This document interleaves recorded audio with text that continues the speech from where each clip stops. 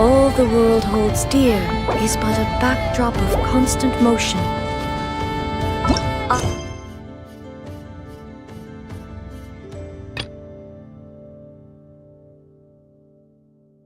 Stand.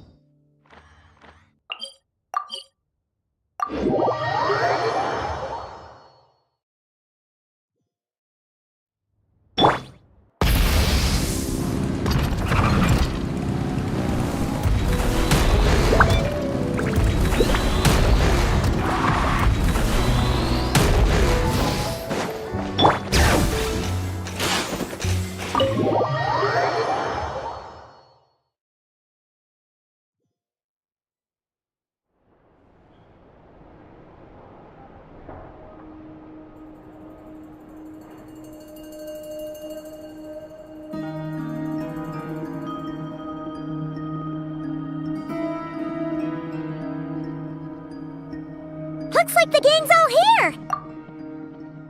Yep, all ready. How about you two? Green and good to go? Paimon's ready! Great, let's get rolling then. Great. Well, first things first. Wait. Someone's here. We heard your footsteps. Although... You've been here for a while now. I take it you followed the Traveler, but I don't sense any ill intent in you. Come on.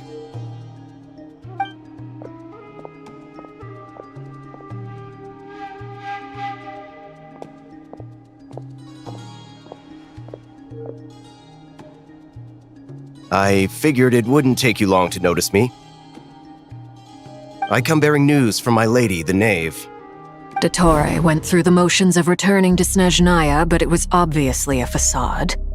However, he has not returned to the Kuvaki Experimental Design Bureau, nor has he made an appearance in Nasha Town.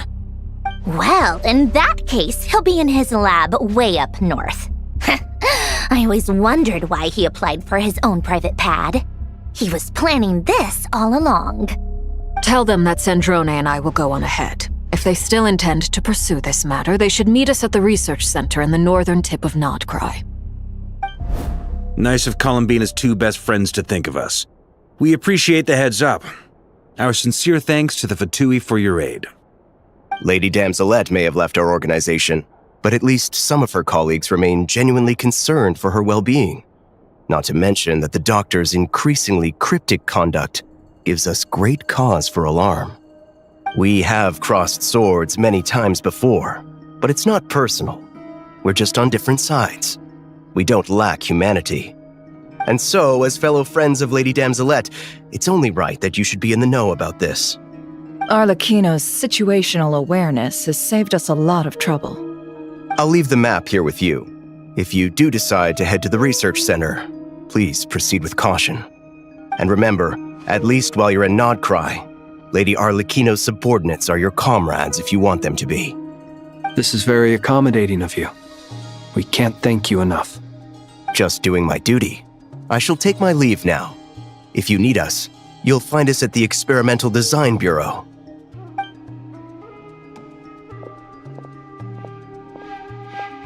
So, the doctors left the Experimental Design Bureau and headed to some research center up north. Marionette seems to think he's been planning this for a long time. But when did it start? Before he even arrived in Nodcry? It seems his loyalty to the Tsaritsa is lip service at most. Behind the scenes, he may even be working against her. Whatever his motives, we know that he's decisive and incredibly ruthless. Facing him unprepared would be a recipe for disaster. At this stage, it's difficult to predict his next steps. I suggest... Well, as much as I'd love to help, infiltrating research labs isn't really my area of expertise. But at least take Cool Your Jet's Ducky with you. It should be some help during the battle. And as for Miss Inefa, I suppose you will stay to protect Miss Aino? Detecting operational logic. Protect Aino. Priority. High.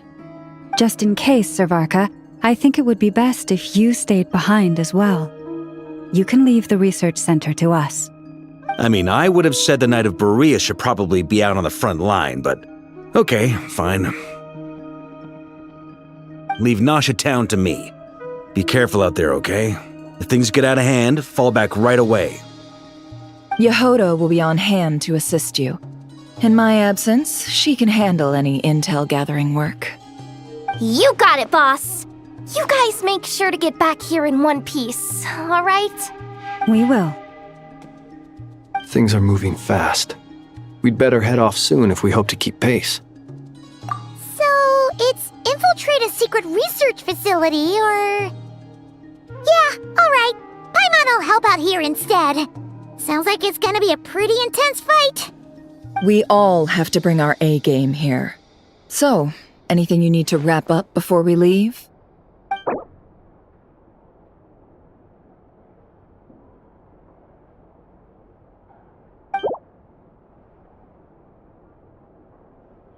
Then you'd better get going. Very well.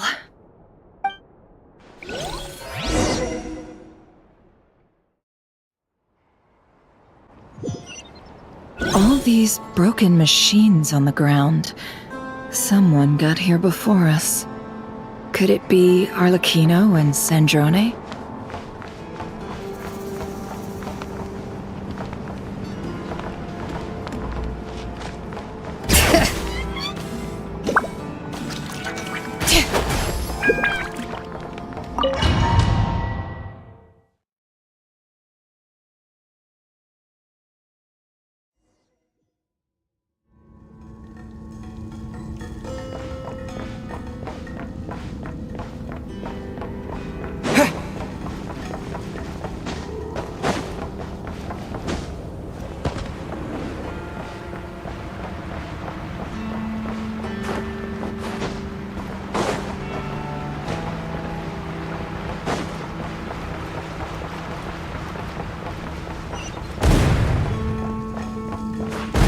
That's quite a welcome party.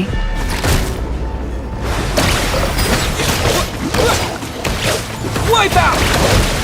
With one heart, we pray. You The night cometh. Be silent.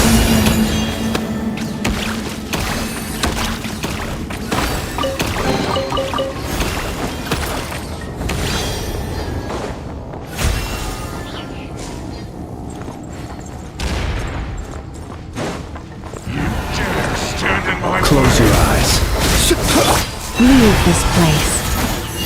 The mystery unravels. You can't hide the truth.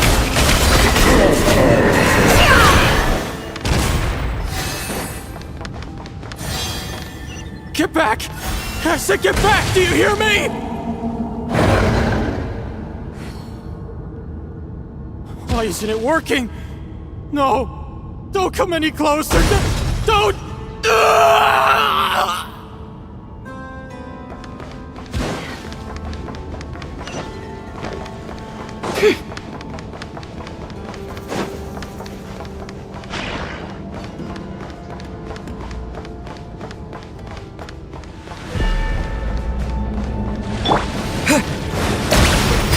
Observe. Close your eyes to dust. You poor souls. May your spirits find peace. Grab that key on the ground. We'll probably need it at some point.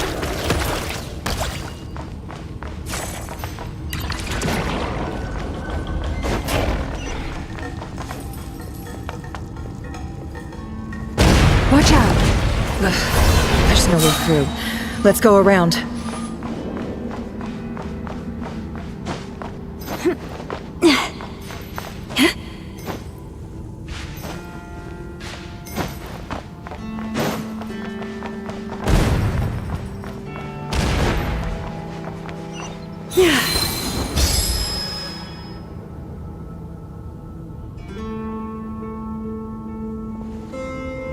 What the? Trespassers? Here? What's wrong with you people? We're looking for the doctor, and we understand he might be here. I see you're fleeing the facility. You looking to settle a score with the doctor? Good luck with that. I don't think you have many chances left. Perhaps. But you might have a chance to live if you start talking. 2 other Harbingers had the same idea as you. They're already inside. But what good is it gonna do? The doctor wouldn't do something like this unprepared. Seems to me that you're not too thrilled about being his subordinate. Also, is it just me, or do I sense monsters nearby? If you'd prefer their company to ours, that can easily be arranged. We need to know what the doctor is up to. Please, if you know anything at all, tell me. This is about more than us versus the doctor. His actions could have consequences for all of Nodcry, and perhaps even your homeland, Snezhnaya.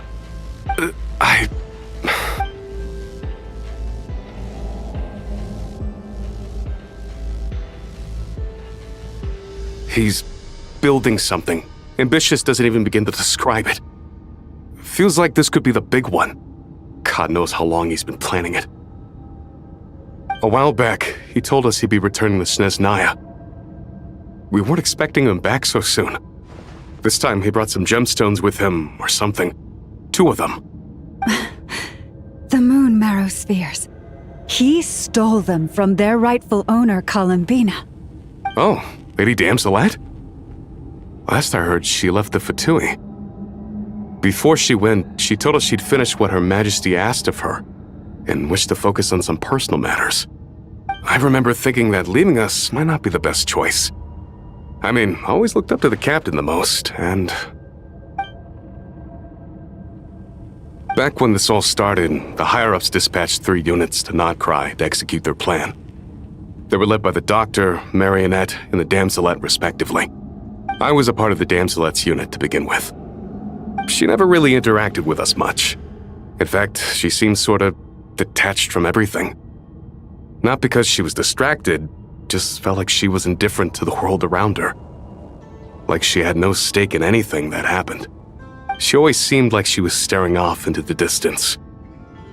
Almost as if she didn't see anything worth living for in the present, so she had to look further afield. That's right. She always used to stare up at the sky. The Doctor used to stand nearby and watch her. Apparently they got along well at first, but somewhere along the way, she grew wary of him, started avoiding him as much as possible. After she left, everyone in our unit merged with the Doctor's. He's similarly indifferent to the world, except when it comes to the moons. He seems to have big plans for them. Right now, obtaining the 3 moons is his #1 priority. He even said if he can only get his hands on 2 of them, he'll create a 3rd one himself. How would he create an artificial moon marrow? Maybe the knowledge he gained from the Hyperborean phantoms has something to do with it. Thank you for cooperating. We appreciate the level of detail. I get the sense that you'd serve under Columbina again if you had the chance. Would that be fair? No, she's no longer a harbinger. As a member of the Fatui, my loyalty will always belong to the Tsaritsa. I'm only telling you all this because I don't completely trust the Doctor. His actions do not align with the goals that first brought us to Nodcry. I understand. We'll do everything within our power to stop him. The Knaves unit is based at the Kuvaki Experimental Design Bureau. Maybe you can seek refuge with them. Well, now we know what's going on here. Artificial moon marrow. He's likely well on the way to completing it. Dottore's technological capabilities are far more advanced than I thought. I fear this could get ugly. Everyone, prepare yourselves.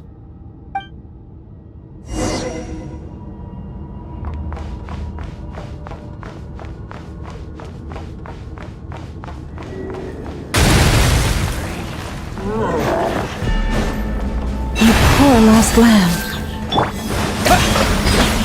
By the frost moon of old. Be silent. To dust.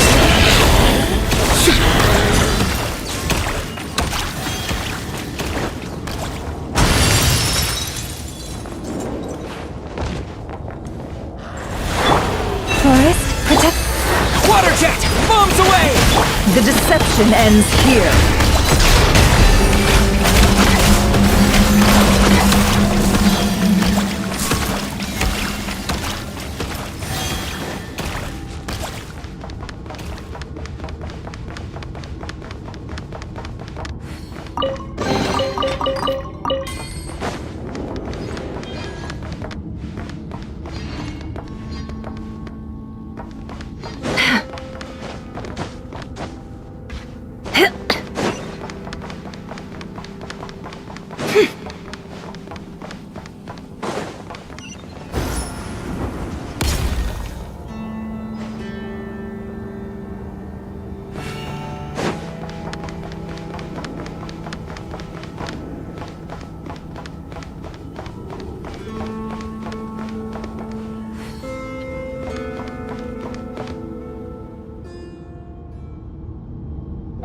Welcome, one and all. I've been expecting you. I hope my humble research facility is to your liking. Yeah, we really appreciated fighting our way in through a horde of monsters. The gall. You expect us to believe you've just been patiently waiting for us? Of course I have. Should I be worried about something? Everything seems to be going quite smoothly so far, and you've shown up right on schedule. First Sandrone and Arlecchino, now you. Ah, quite a surfeit of guests I've had today.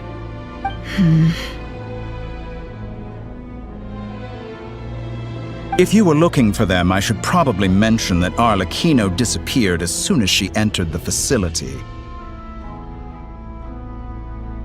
As for Sandrone, why, she stood right here only moments ago demanding answers from me at the top of her voice. Hardly out of character. She never was one for basic courtesy.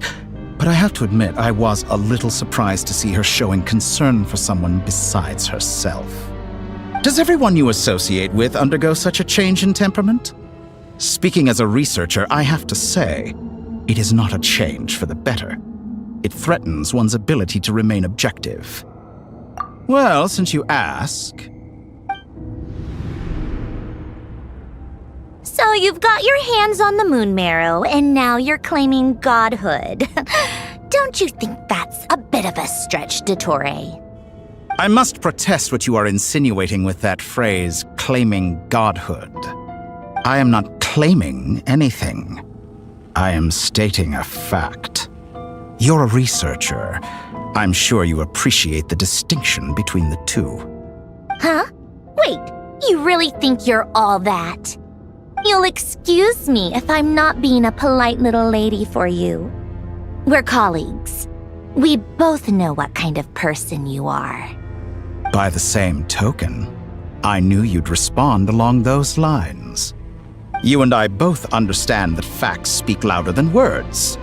To that end, I've had my people send you a small gift.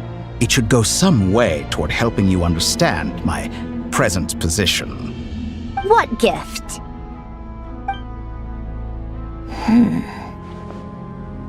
Where have all your troops gone? Who knows? Perhaps they are already marching toward a new world, following in the footsteps of an unknown god. As vulgar and arrogant as you may be, dear Sandrone, I have no intention of taking out my displeasure on your subordinates. They will enjoy equal rights to my own. You sent your people to the Experimental Design Bureau? That's the Tsaritsa's property. Yes, and I am very mindful of Her Majesty's instructions. But you know full well that they do not conflict with my present goals. In which case, all I'm doing is conducting another one of my experiments. Is there a problem with that? Now then, you have a judgment call to make. Am I simply lying to stall you? Or is it possible that every word I am saying is the truth? In which case, your subordinates really are in danger. So now you've turned on fellow Fatui soldiers. You're completely insane. I have set a new rule for myself. Each person gets one chance. Naturally, that includes you, Sandrone. If you wish to leave, I won't stop you. We are colleagues, after all. Scumbag!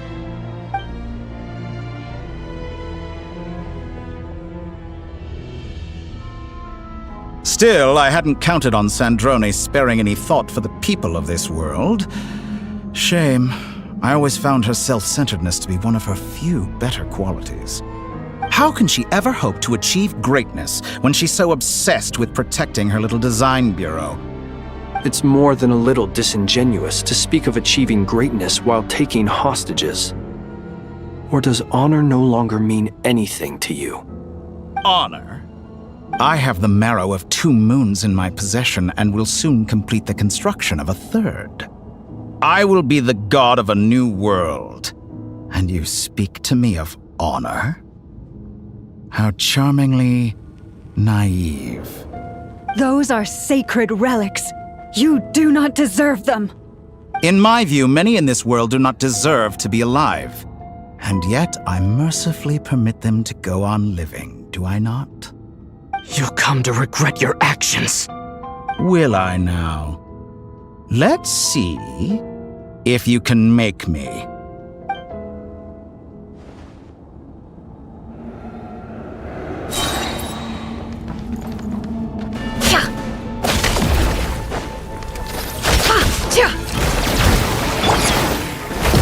For the everlasting quest, you call up. Water jet! Exactly. Beware the creatures of the night. Observe. Close your eyes. The mystery unravels. It all adds up. Can't hide the truth. You won't feel a thing. Forest protector. Water jet! Be silent. Observe. It all adds up. No more lies.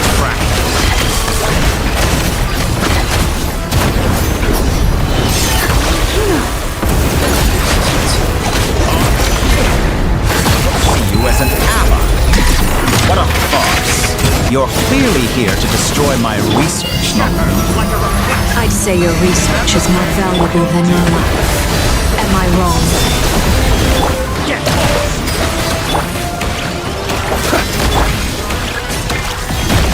Seek within. It all adds up. Time to come clean.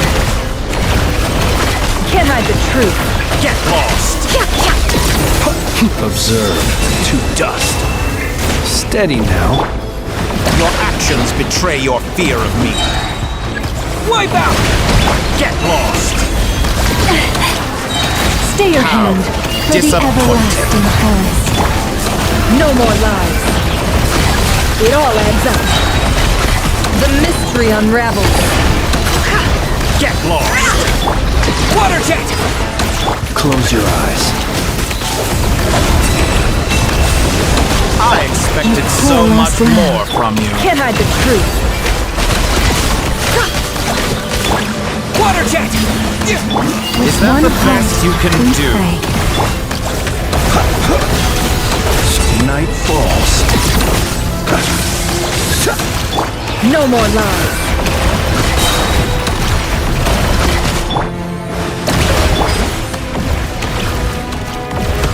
Your actions betray your Observe. fear of me. Close your eyes. Do you fear the dark? Dottore is too powerful with the artificial moon arrow in his arsenal. Fighting him is futile. Quickly!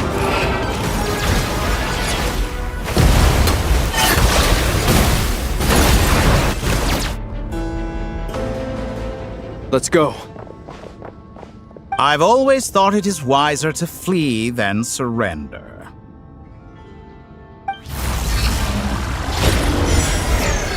Watch out! What the? Forget about me! You should... Where's the traveler?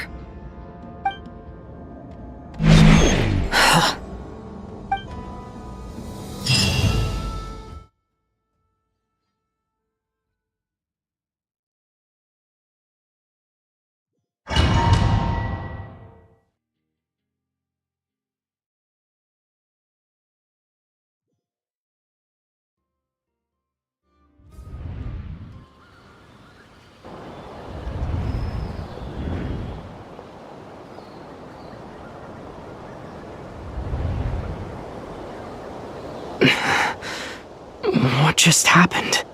Nasha Town? How did I get here? Strange. I remember being trapped by Dottore during the battle. And now all of a sudden, I'm here. Something weird is going on. I guess I'll start by exploring the area. Huh? Traveler? What brings you here at this hour? Huh? What are you in the mood for today? A hot dog? Or something else? We've got some special discounts at the moment. Want to see the menu? Sorry, I'm not hungry right now. Ah. Well, feel free to take a seat for now. Let me know if you change your mind. Everyone seems to be acting normal. Am I just overthinking? Oh, darling, look who it is. One of our regular customers. Get the traveler something to eat, would you, dear? Wait, why is he talking like that? Well, I'd love to, but can't serve a customer unless they order something. Anyway, I take it your business is wrapped up? Yes, thankfully. It was a long trip, and it's left me feeling pretty exhausted. But the upshot is, I won't have to leave again for a good while. We can have some quality time to ourselves. Wait, these two are a couple? I see some kids around too. I didn't know they had a family. Hey there! I haven't seen you in ages! What's keeping you so busy? I've been looking forward to playing with you again. You forgot already? You're silly. Daddy brought you over to our house recently. We had some snacks together. What is she talking about? We've had a lot of customers over the last few days, so we've been real busy. And like my mom always says, some people are more than just customers. They're friends. Oh, another customer's arrived. I better go see what they want. This is all wrong. I never once heard the owner of this restaurant talk about their family. It certainly isn't a family-run business. And that child? I don't recognize her at all. Could this be a false memory? Very good. I knew you had it in you. Aren't you going to try the house special? When did he show up? No, none of this is real. You don't seem to like it here. That's fine. We can change venues.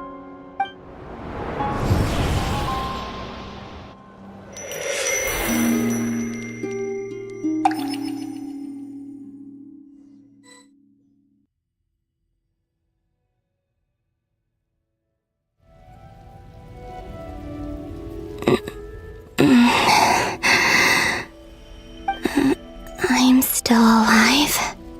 Where is this place? It took all my strength to open the moon gate, and then I leapt into it. So this is the moon's reflection? The mysterious realm beyond the gate?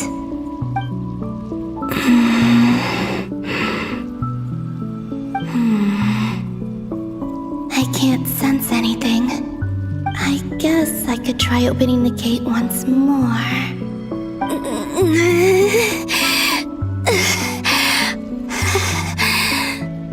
No response. Maybe this space can't be opened from inside. If this was the space that killed both Revier and his lover, then why am I unscathed? Or... no, I'm not unscathed. Even the air here feels frozen in place. There is nothing here with which I can restore my power. I should conserve my strength and proceed with caution.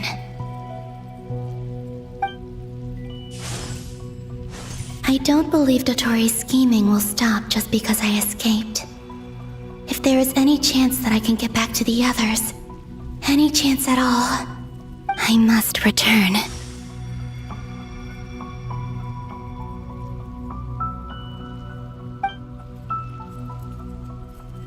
Emptiness, silence.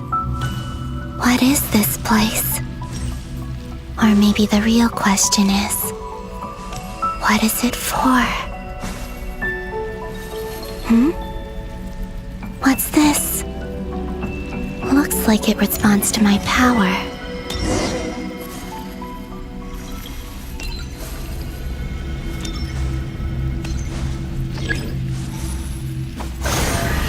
Golden. Like Kuvaki. Is it some sort of guide? And why does it feel so familiar? I might as well follow it.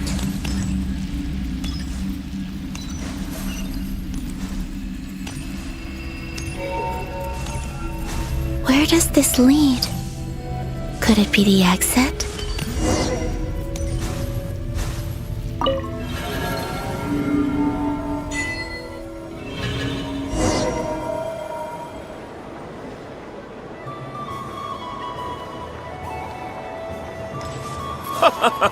Welcome home, Moon Goddess!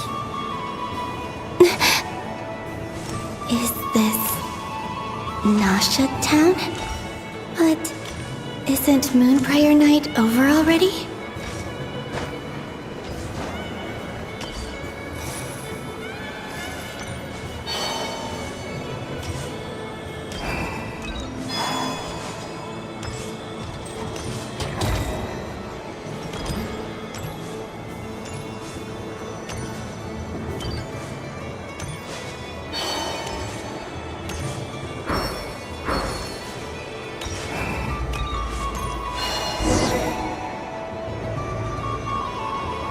Goodbye for now, Columbina.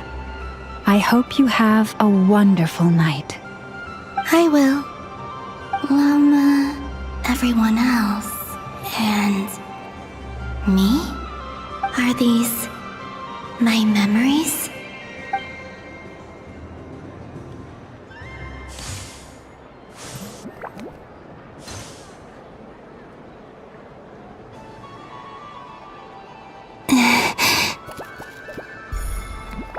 I can't touch them. It's as if we're separated by some impenetrable power.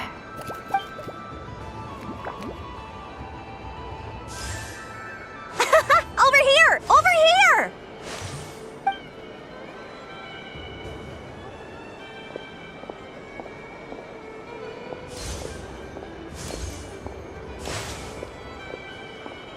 people in these memories pass right through me. Just like when I disappeared. If only I had known what would come to pass after that. Even so, I should still take a look around.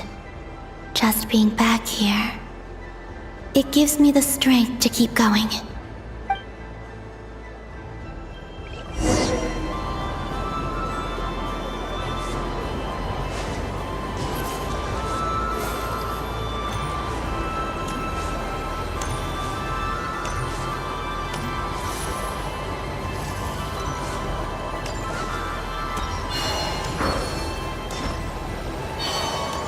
Welcome home, Moon Goddess.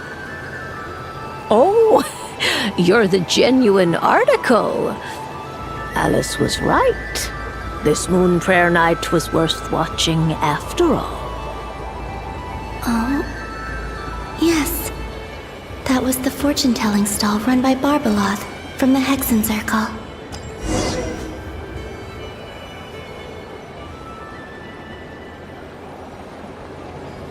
Please, draw the first lunar arcana. This represents destiny and is the foundation for the divination as a whole.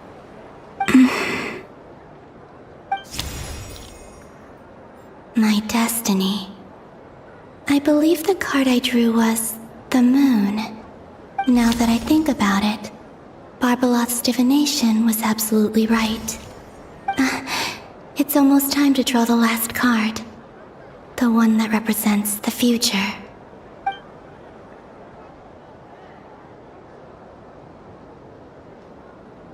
That was the card that popped out on its own. From here, I think.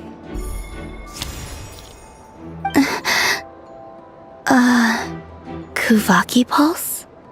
What? Fascinating. I've never encountered this before in my role as a diviner. What's going on? Did that card leave the deck? Because of my influence? All I did was try to touch it, and then... Maybe this memory space is not untouchable after all. Are there weak points in the barrier? Or... is it possible that there's more to this space than my memories alone? This card is death. I need to get to the bottom of this. I'll try touching something else.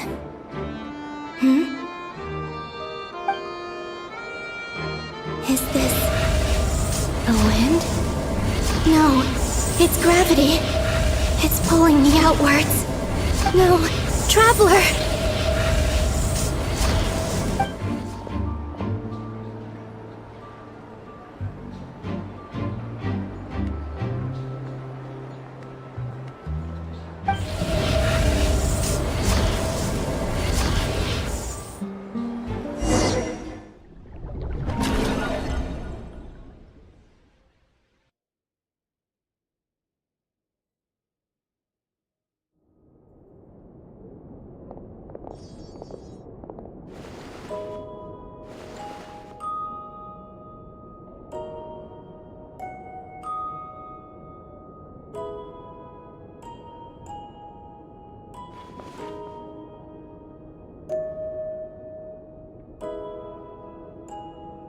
Paimon, listen to me. From the bottom of our hearts, we are so sorry. We completely understand how you must feel. The Traveler is trapped, and we all feel responsible for it. Don't say that! Paimon's not a little kid! You didn't leave him behind on purpose! There was nothing you could do! But... he's all alone in there! What if something happens to him? What are we gonna do then? We've barely spent any time apart since we met. Is he gonna... die? We must find a way to rescue him. We were all involved in the operation where he was captured, and we do not abandon our comrades. That being said, it won't be easy. Through conversation with the others on our return, we've arrived at a basic idea of what we're up against. Dottore lab has clearly been in operation for a lot longer than we realized. We found many monster samples stored there. In all likelihood, they were materials he used to research his latest technology. We also know that through his contact with the phantoms of Hyperborea, he gained knowledge about the moons and certain Hyperborean technologies. Using this knowledge, he then fashioned an artificial moon marrow to serve as a replacement for the frost moon beyond the sky. Unlike Columbina, Dottore is not being rejected by Teyvat. And even with 2 of the 3 moon marrows, his power far exceeds all of ours combined. Once his 3rd moon marrow is complete, Dottore will have completely seized the authority of the 3 moons. Teyvat's most primordial powers will then be in his grasp. Does that mean... I'm afraid so. No one could have predicted this level of insanity. Not even from Dottore. And unfortunately, his insanity is coupled with an intellect and ambition that not even his peers in the VIII can match. This is dire. Sounds like the world is done for. The 3 moons' authority can influence the very fabric of time and space. I dare not imagine what a monster like him would do with that kind of power. The trouble's already begun, I'm afraid. On our way back, we discovered that part of Nodcry is being enveloped by an unknown energy. We cannot ascertain what is happening inside. I'm convinced this is Dottore's doing. Not that there's any way to prove it. The issue is, we have no idea what his intentions are. The only thing more frustrating than facing down evil is knowing that it will surely come, but not knowing when. The Doctor is guilty of numerous crimes at Mondstadt as well. One of our knights, well, former knights, his father was murdered by Dottore. His ideology and methodology are a danger to everything in his path, from individuals to entire nations. He does not feel guilt, even when he acts against his own people. He doesn't see them as his own people, that's why. People like him see everyone else as beneath them.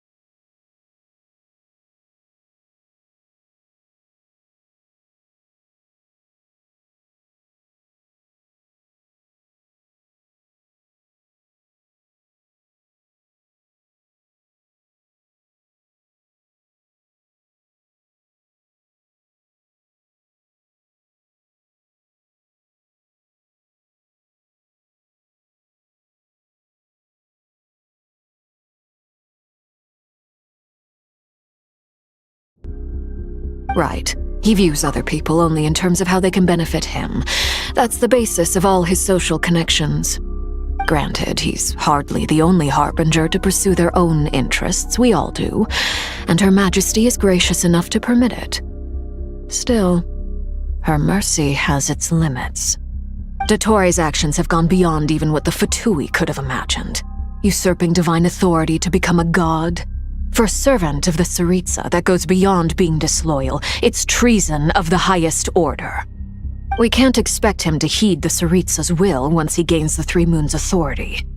Even we Harbingers consider him the most self-interested among us. Poor Traveler. Of all the people to get caught by... We have to go save him right now! Please! We gotta find a way! Paimon, I promise you, we are with you all the way. I get how you feel. I do. But it's gonna take more than strong emotions to take down an enemy like Dottore. What we need now is more information. Right. We can't even guarantee he's still at his research center. Before we can think about mounting a rescue operation, we need to confirm the Traveler's location. I'll find a way.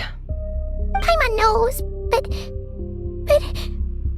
She's so scared. If anything happens to the Traveler... He might be the strongest person Paimon knows, but he's still human. He feels pain and bleeds just like anyone else. Then think things through before you stick your neck out. Unless you want to lose your head. Sandrone. Miss Sandrone, you're okay? Put the stuff over there, and be gentle with it. Am I okay? As you can see, I've had to move my whole livelihood out of the Experimental Design Bureau. It's been swallowed up by Dottoro's energy field. If I'd left it any longer, I probably would have gotten stuck there. Ugh, Dottore always goes a little loco when he finds a shiny new toy. Not that he'd ever admit that. But this time, he's gone full psycho.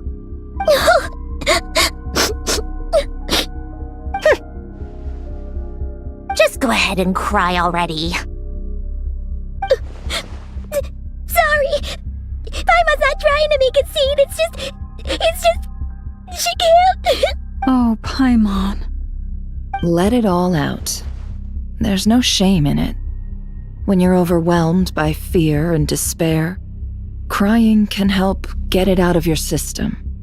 You'll feel better for it. Okay then, while the baby of the group is having a moment, how about the grown-ups get to work? Give me your hand. You've made a discovery? Polonia, scan.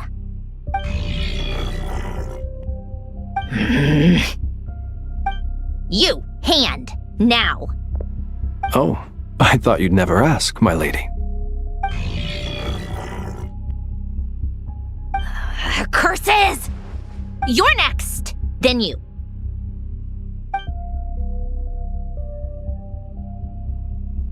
Dottore, you son of a... He's done something to us!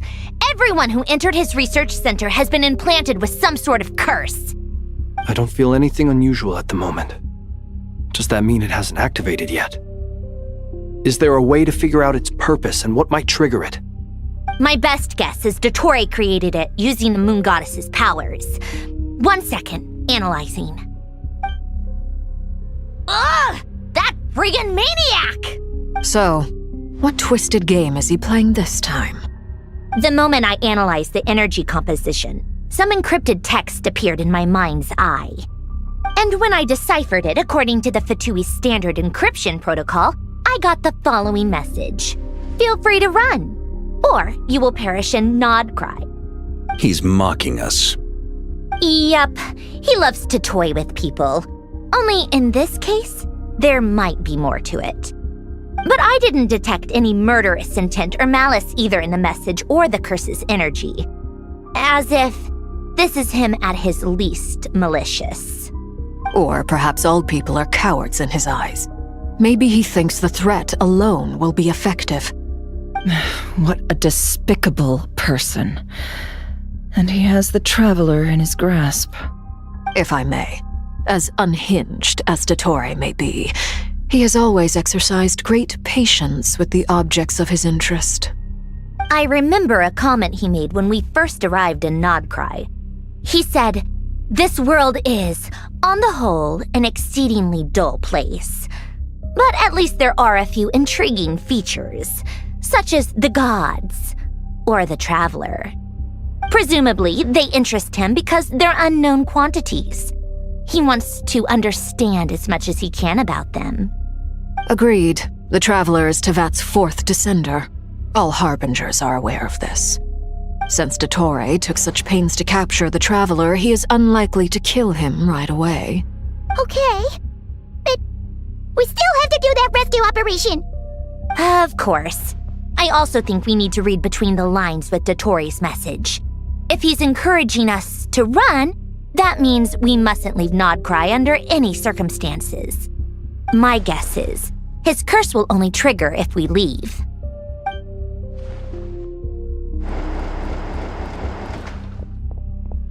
We've discovered multiple energy fields. Albedo is still attempting to analyze their structure. He told me to report back first. Each field is slowly growing, swallowing up more of the surrounding area in the process. And the pace of their expansion has increased since we first examined them. He's probably trying to swallow Nodcry whole. His nefarious ambition knows no bounds. If this continues, the whole of Teyvat will be in trouble, not just The loss of Columbina could not have come at a worse time. Do we think she's truly gone for good? She entered the space beyond the Moon Gate, knowing what became of Rerir and Thelindis. I'm sorry, but I fear the odds aren't good. Don't be ridiculous. If I know her, she's busy finding a way back as we speak just so she can annoy me. She isn't dead. Whatever has become of her, the fact remains that we are two comrades short on the eve of a decisive battle. We need to find out the Traveler's location. But there is also other work to be done. Agreed.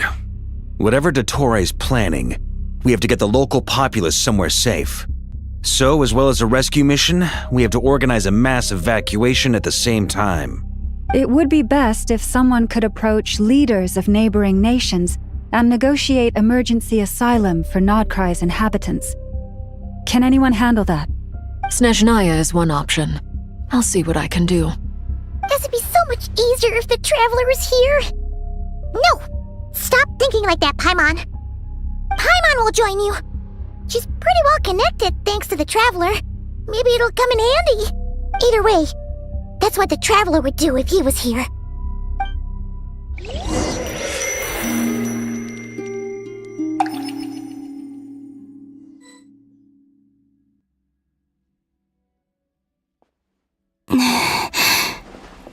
Back here again. That gravitational force that pulled me back. Is this where it came from? When I saw that memory of Moon Prayer Night, I think I influenced reality. Was it just a coincidence? Or, if only I could have sent the others some kind of warning on Moon Prayer Night. Maybe we could have stopped Dottore. I feel so heavy. Does entering that space consume a lot of energy? Well, even so, I have to keep moving forward. Back to emptiness and silence again. I should try and find my way back inside that memory.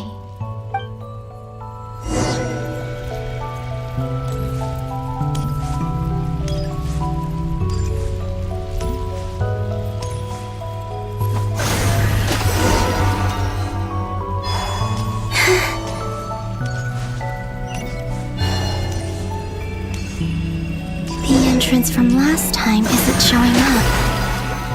What am I missing?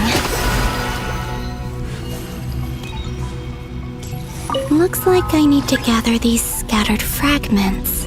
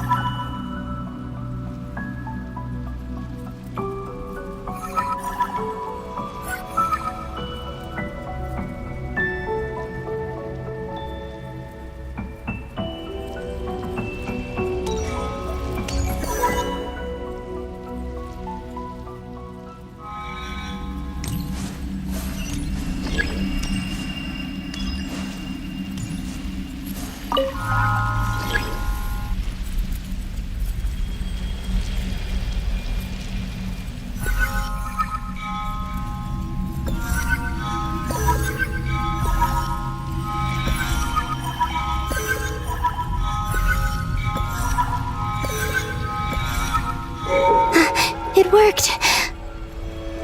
Hopefully I can stay inside for a bit longer this time.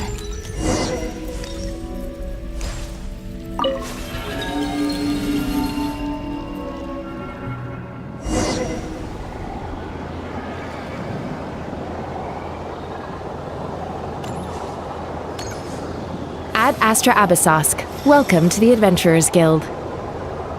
What? This doesn't look like Moon Prayer Night. Extra, extra! Latest issue of the Nausea Express! I don't think I've ever been here. Maybe this space isn't comprised of my memories after all. There aren't any festive decorations around. Is this Nausea Town after Moon Prayer Night ended? Did Dotori's plan not affect the town? Or is no one aware of what happened because he used the Three Moons' authority? Let me see if I can influence anyone else. So, what do we do next? Wait, that voice. Paimon? The most important thing right now is to find that mage. Lauma the Traveler and Mr. Varga are here too. I'd better go pay the Fatui a visit. Traveler!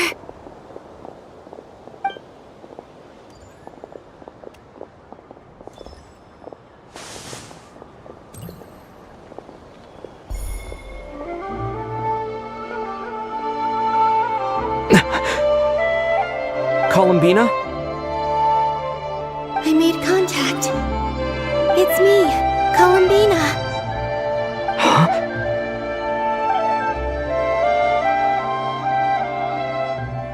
Traveler? Let's go! This is no time to be spacing out!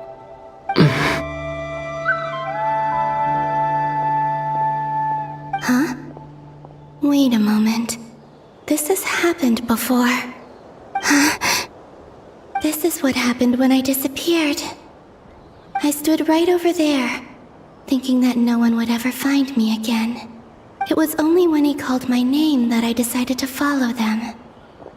But did he turn around because he sensed my touch just now?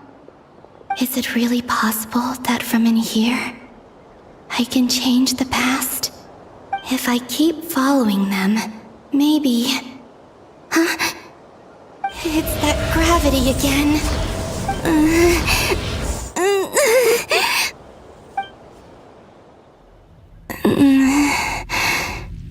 Every time I influence reality within that space, this force intervenes and pulls me back.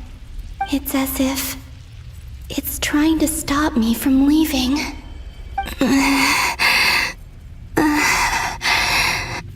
I'm getting weaker and weaker. I'll just have to try another approach next time. Come on, Columbina. Keep going. You have to tell everyone what happened.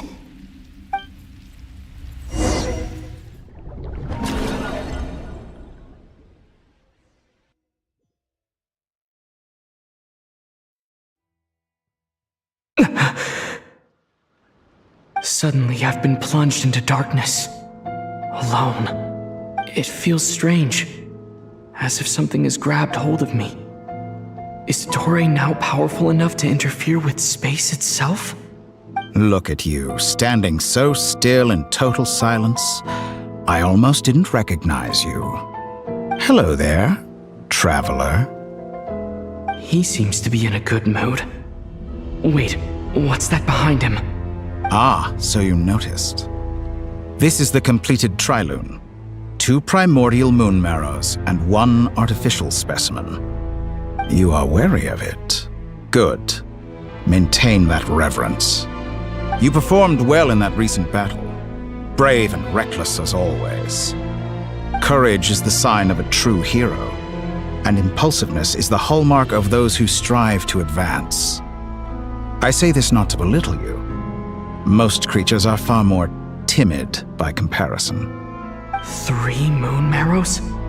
Does that mean the artificial one is now complete too? Well spotted. What do you think? For a replica I built myself, I dare say it looks the part. Dottore, are you planting illusions in my mind? I have no interest in fooling your eyes. On the contrary, I hope to show you the true essence of all that you see before you. Is this not a beautiful city? People live in peace and find joy in their work. The streets are safe. People can even leave their doors unlocked at night. You might say it is the Elysium everyone dreams of. All available data indicates your values and worldview conform with the mainstream. This kind of society should be quite to your taste. False beauty is deceitful. Lies are to no one's taste. I wonder, is it your moral standards that are too high? Or your expectations of reality? Answer me this. If someone existed in a sweet dream from the moment they were born, a dream in which they never once felt pain, which do you think they would consider superior? The dream or the reality? That's pure sophistry. It has nothing to do with your actions. As I suspected. You have yet to understand all of this for what it really is. What do you want from me? You sound impatient. Do you think the only reason I'm keeping you is because I want something from you? If it's not, then why haven't you killed me yet? No one can stop you if you're as powerful as a god. I'm delighted you recognize that fact. I believe we last squared off in Sumeru. Ah, the memories. How time flies. You and I have both grown. I'm not surprised that Arlecchino and Sandrone worked with you. You've always a way of slowly but surely ingratiating yourself with all levels of society. People laud you as a hero, but I suspect there's more to it than that. Oh, but to be clear, I don't say that to flatter you. Do you always give your opponent an appraisal before you deal the final blow? Call it a long-time habit. I'm a researcher, and one of my duties is to give an objective assessment of my subjects. But you misunderstand. We are not opponents. Not at this moment. I just want to talk. Think back to Tartaglia, Arlecchino, Capitano, Colombina, and now even Sandrone.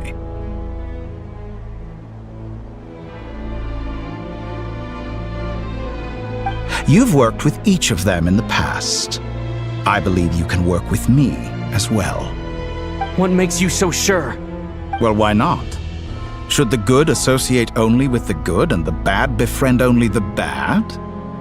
I like to think we could have a more mature relationship than that. Surely you don't think all your relationships are grounded in friendship or shared ideals? People come together because it benefits them to do so. If you think of the people you admire, you must surely admit that they have provided some benefit to you.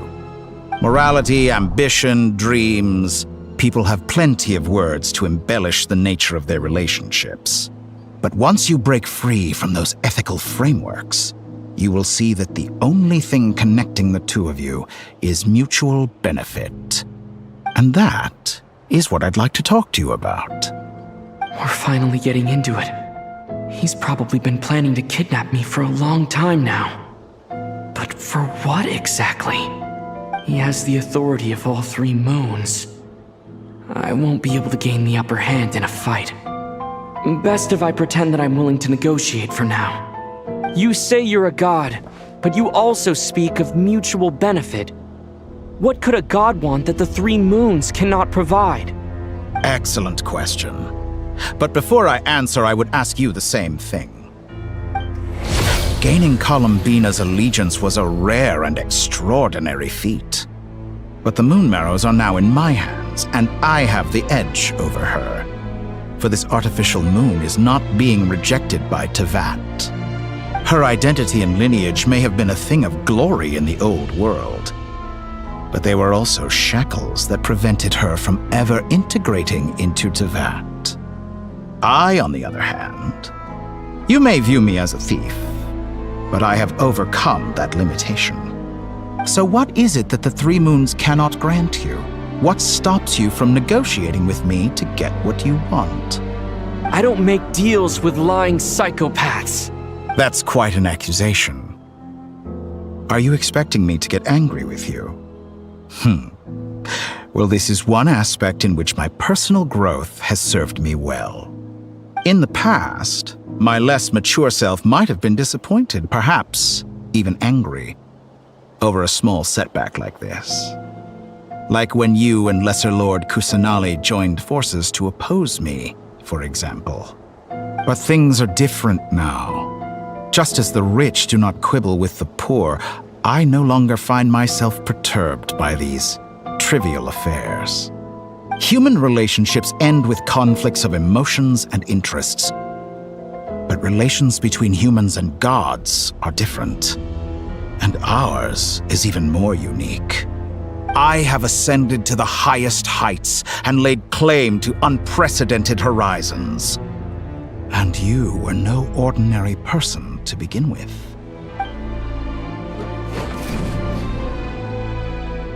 Allow me to show you the world, Descender.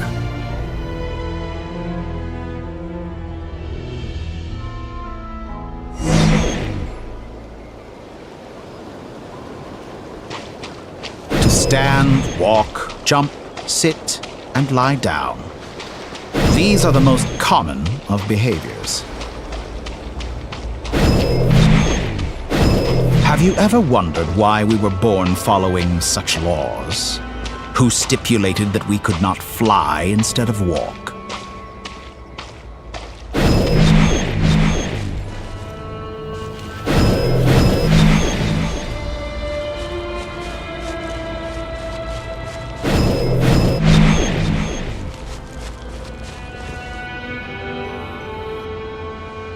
Someone of your talent and experience must surely know of the four great rulers who serve the heavenly principles.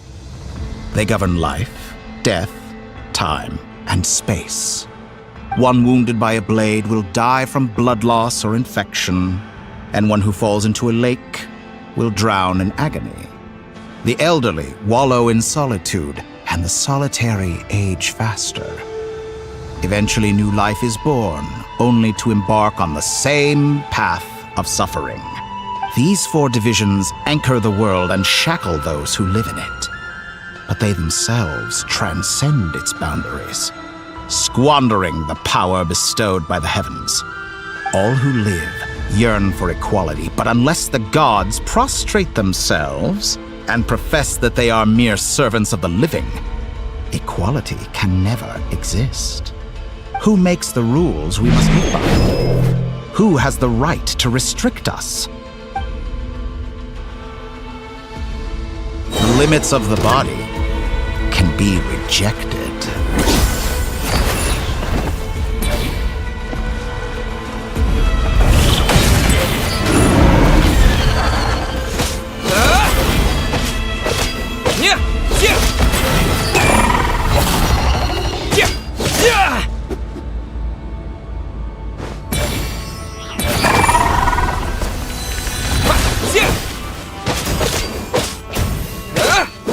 How does it feel to be among those with absolute power? You cannot conceive the extent to which your flesh hinders your mind and spirit.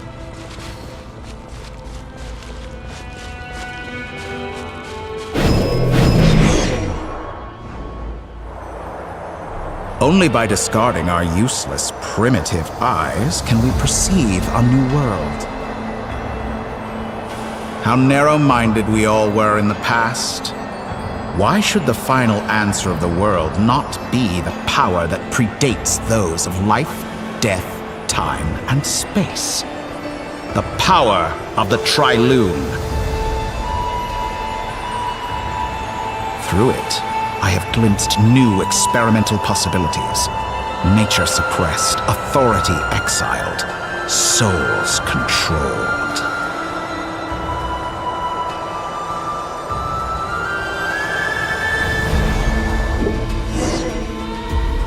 You know, I heard recently that a group of critics reviewed countless stories and drew an interesting conclusion.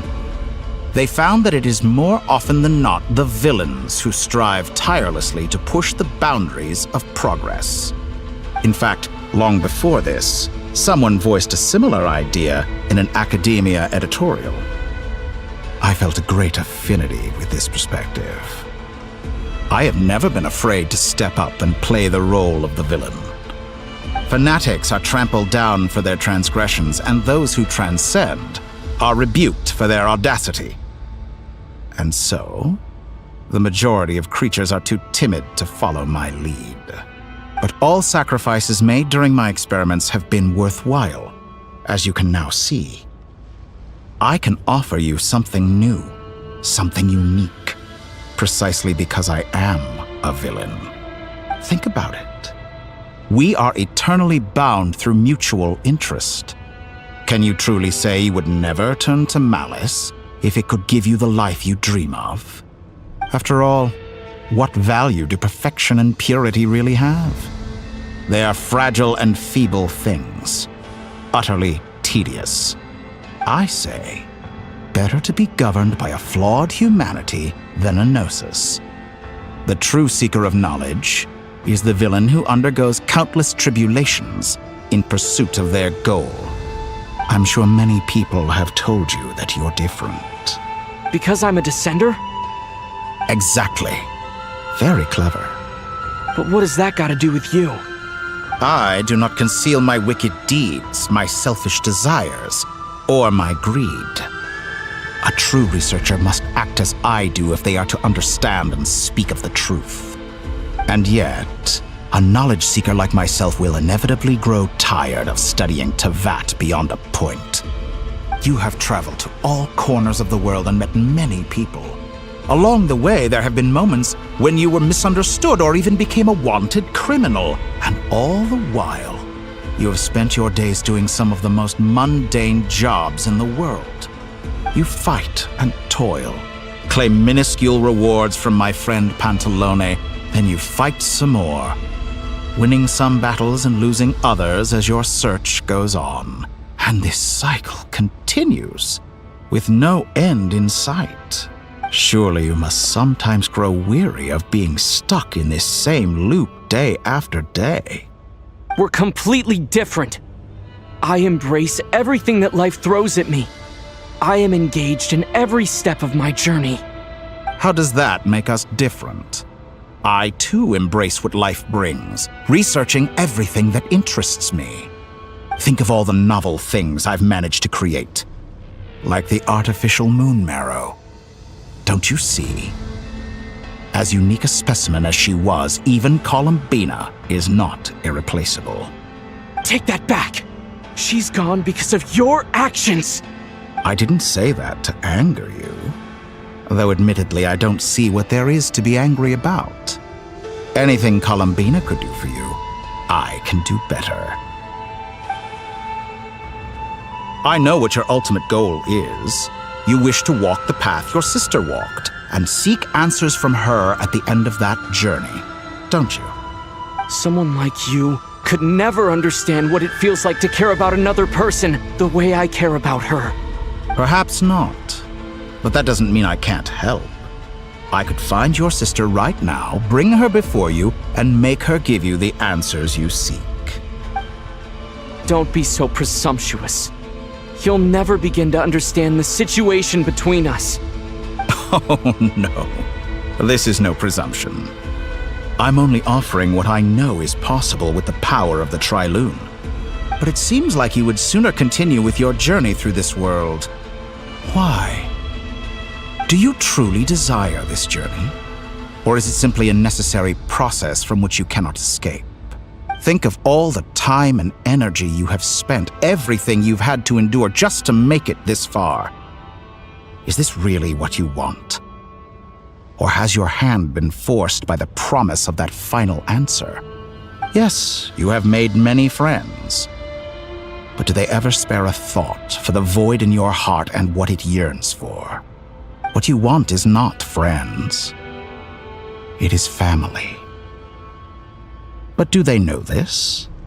I, on the other hand, am far more considerate. join my experiment, and in return, I will bring your meaningless journey and all its struggles to an end. This is a malicious attempt to manipulate me. But at the same time, he's stating some very human truths.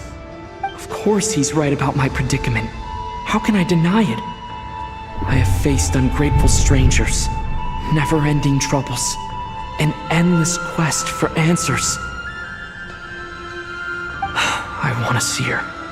After everything I've been through, words can't describe how much I miss her. How much I want to be reunited with her, wherever you are right now. Do you miss me too?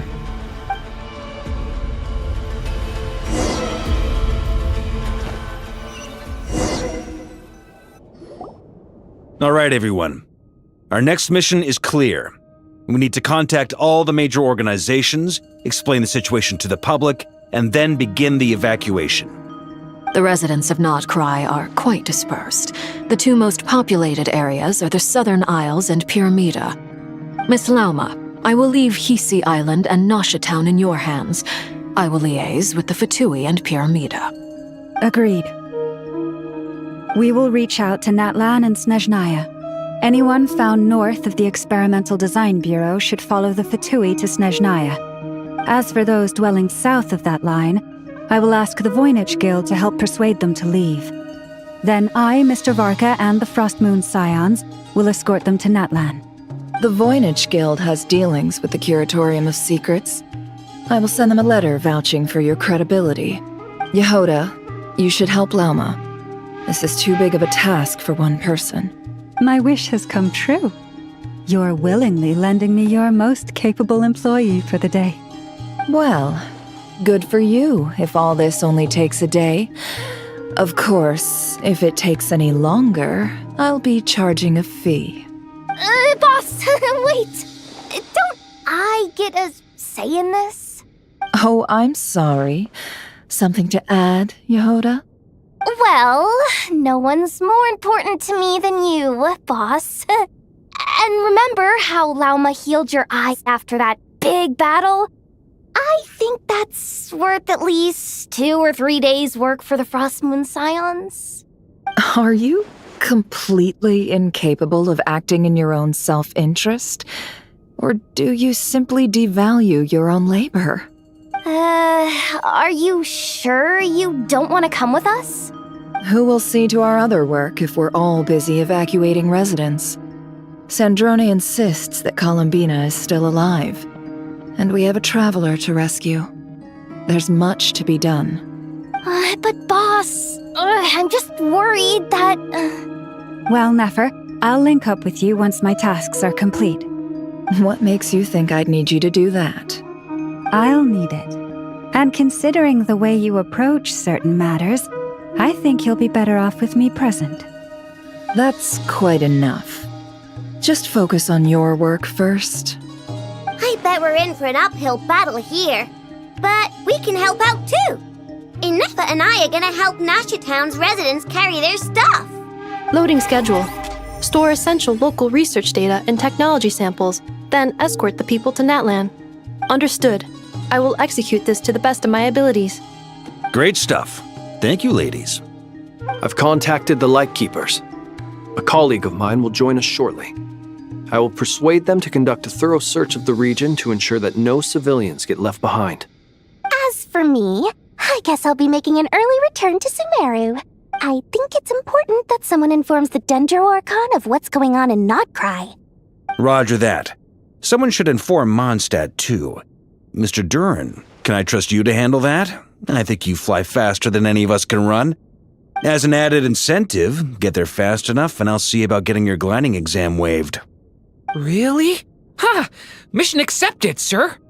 I intend to stay behind and help Miss Sandrone with her research. She has some alchemy-related questions that she'd like me to explore. She recognizes your expertise, then. I wish you a fruitful collaboration. Thank you. In truth, I was surprised to hear her express an interest in subject matter outside of machines. I believe she has been investigating some Fontanian technology recently. She made a point of bringing the relevant materials with her when she left the Experimental Design Bureau. She's sorting through everything in her room as we speak.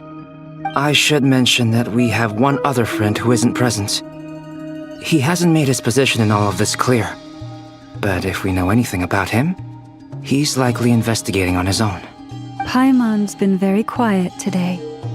But I know how close she and the Traveler are with the Natlanese. She should come with us to the border. Okay. Paimon will do her best. Make sure to heed Sandrone's warning. Many of us have been cursed by Dottore. As such, under no circumstances should anyone cross national borders. Remain within Nodcry. That aside, personally I have faith in Columbina. Things look grim, sure, but who knows how it'll play out. Same goes for rescuing the Traveler. Both of them are important allies and friends. We'll be counting on you to gather intel on them, Miss Nefer. Oh, wonderful. You're all here. That voice again! Nicole? Whoa, that was loud! And it came out of nowhere. So mysterious. Sorry, this is the only way I can speak to you all right now. Please accept my apology. Anyway, time is short. I'll cut to the chase. We're still facing quite a catastrophe here at the world's borders. Alice has roped in every Hexen Circle member she can get a hold of. Except for me. She told me I had to come and help you all out as a matter of urgency. I quote, "You love talking, don't you? Well, now it's finally your time to shine. Take these. Make sure the whole party gets one each. You'll be in charge of making sure everyone stays connected." Huh? Is this a Dodo communication device? Scanning. Unknown device. Analyzing. Unknown device. Conclusion. Cute. Affirmative. It is cute and good. I believe that I quite like it. This is no ordinary Dodo communication device. It's my very own special modified version, specifically... sorry. I almost went off on another tangent there. Anyway, help yourselves. It will allow us to communicate over long distances within Nodcry. No more worrying about shuttling messages back and forth. What astounding technology. Am I right in assuming that it relies on your personal abilities to function, Miss Nicole? Yes, exactly. Right on cue, Albedo. I'd love to brag to you all about how it all works. But no, next time. Anyway, I'll be right with you all, serving as a communication hub. That's all from me. Head off as soon as you're ready. I'll be staying here to keep watch, and I'll be sending you my blessings.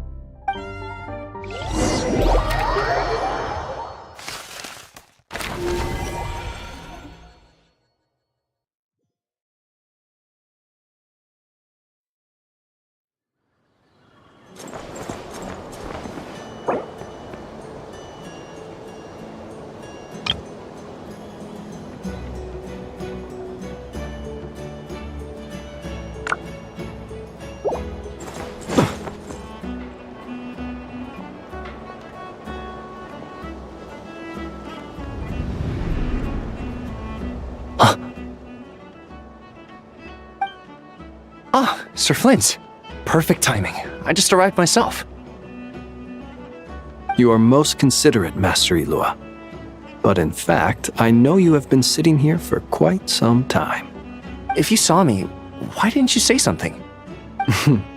I was curious to see how long you could sit still for. Also, shouldn't you have managed to sense me approaching? That would be a first. You always seem to appear out of thin air without making a peep. Also, how many times do I have to tell you not to address me as master? I don't qualify.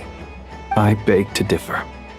Why should a young man so well versed in social graces as yourself not be worthy of that title?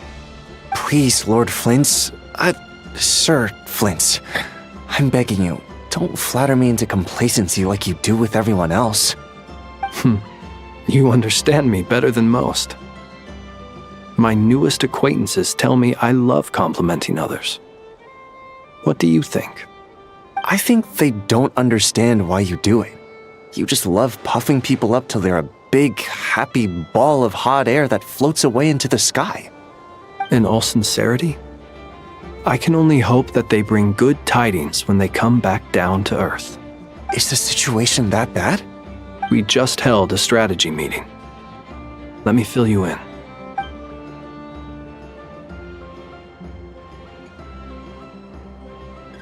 In short, we need everyone gone from Pyramida. We also need a team of Lightkeepers to scour the more remote regions of Nodcry for civilians to evacuate. I only hope we have enough personnel. We do. Old Man Nikita will definitely help, and we can recall anyone out on patrol to focus on this instead. Good. I'm sure you and the others will make short work of this. Now, don't forget, once you've completed this task, make sure you and the rest of the team evacuate to either Snezhnaya or Natlan as well. Flint?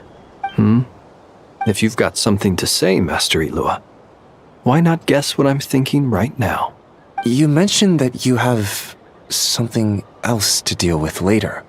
How difficult is it going to be? I doubt it will be easy. I know you're a Lightkeeper, and it's your duty to protect others in times of crisis. But I have a feeling that you'll be walking into grave danger. However bad things have gotten in the past, Nodcry has never faced a mass evacuation before. But from the sounds of it, you don't intend to come with us. I don't mean to pry, and it's probably none of my business. But whatever it is you're intending, you don't have to go through with it, you know. I've been afflicted with some sort of curse, and I'm told it may well trigger if I set foot outside of Nodcry. As such, I cannot leave. I have to act, if for no other reason than to fight this curse. What? No. Why? Why would anyone want to curse you? There are plenty of people out there willing to trample over others in pursuit of their own goals. Frankly, Sir Flint, I am furious. You're making light of what is an incredibly serious situation. Indeed I am. And? And what? I told you, I'm furious about this. Nothing I can do about it, I'm afraid. Things happen, and we just have to deal with them. If you find yourself feeling angry, perhaps start by drinking a big glass of water. Hey, you mean you're completely unmoved by my anger? I'm devastated. Then allow me to express my sincerest regret. Come by the lighthouse sometime. We'll catch ourselves a few fish, have a little barbecue, play some cards, and bask in the sun. Maybe I need to spell this out. Lean in a little, Flint. Oh my, this doesn't bode well. Word is that you were caught up in a real horror show recently. People were amazed that you returned safe and sound. They've been debating whether you're even human. I've returned safe and sound from plenty of crises. When you say people, do you mean other people, or do you just mean you? Fine. I'll be frank. You're not human, are you? Heavens. Now that's a horrifying thought. You know what? Forget it. We'll revisit this once it's all over. A sound plan. Albeit a little ominous sounding. Just promise me you'll come back in one piece, all right? For you, Master Ilua. How could I refuse? Also, please pass my regards on to our colleagues. Tell them, thank you all for your assistance. Please put safety first as you proceed with the operation.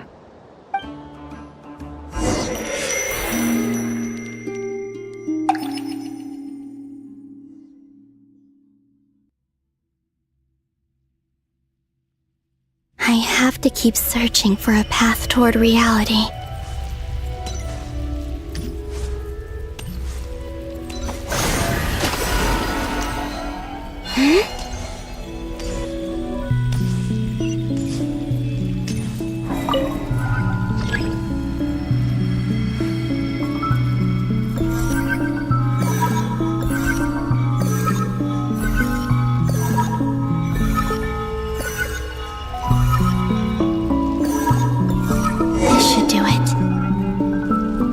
2 times I tried to influence reality in this space, it consumed a lot of Kuvaki.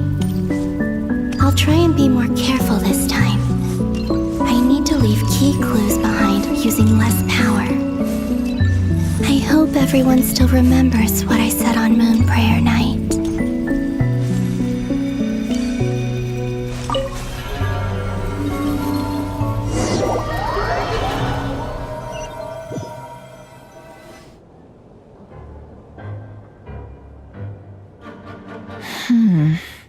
Nothing here either.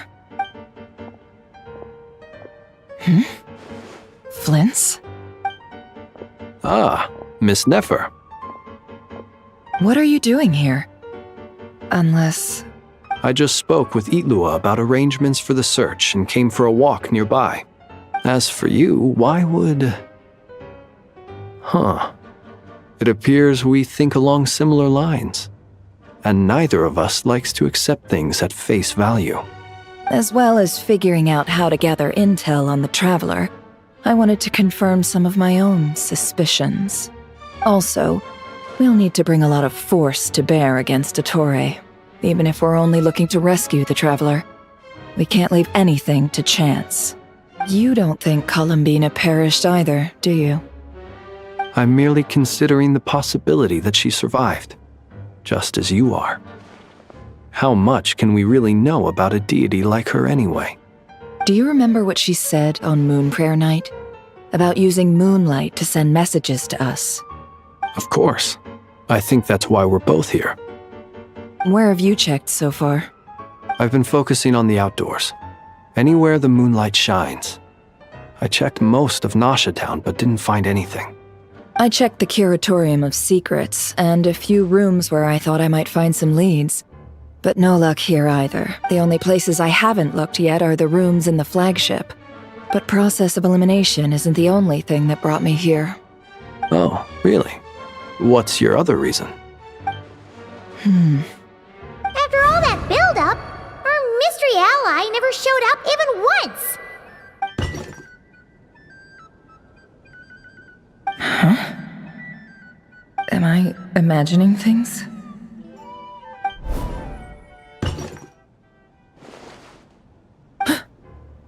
Come on, let's see what's going on. Oh no. I knocked over a vase as soon as I came in. It must have been caused by a Kuvaki fluctuation when I entered the space. Although, it seems like I'm not about to be pulled away this time. It looks like as long as I'm careful with my actions, it doesn't count as influencing reality. Anyway, is this the flagship? The Traveler mentioned that's where he was staying. I only went into the lobby last time, so I've never actually been here before. How does this space work? If nothing else, I can now be sure that it is not simply memory. He mentioned where his room was. I think it's this one.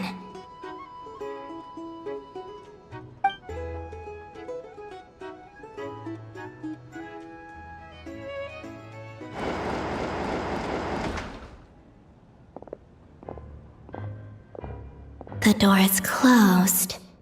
But if this is anything like when I disappeared, then maybe...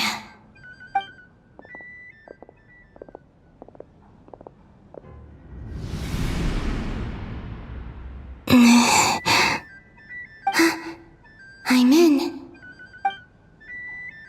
He and Paimon aren't here at the moment. I hope he's okay. I wonder what happened to him after that battle with Ettore.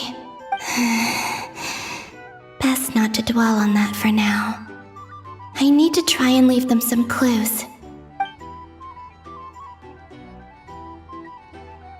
Please, Traveler. I really hope you find this.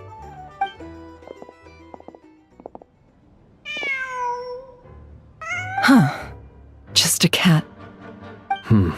Nothing else here strikes me as noteworthy. Didn't you stay here for a couple of nights once? Before Rarir showed himself, yes. It's also where the Traveler and I first met. Did you notice anything unusual during your stay? I remember thinking how much noisier the flagship is at night compared to the graveyard. Other than that, no. The Traveler and Paimon were most congenial neighbors. This is where they've been staying, yes? Over here? That's right. I wouldn't usually condone breaking and entering, but we can make it up to them later. Focus now.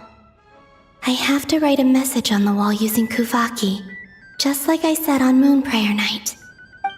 Simply open your windows on nights when the moon shines bright, and the moonlight will naturally flow towards the words I have written. Here goes. I'll need to carefully control my strength.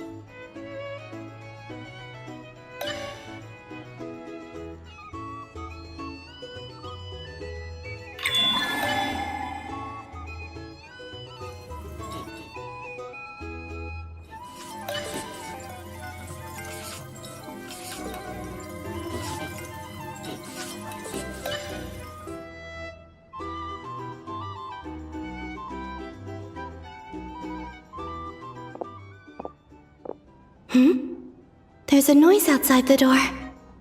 Is he back?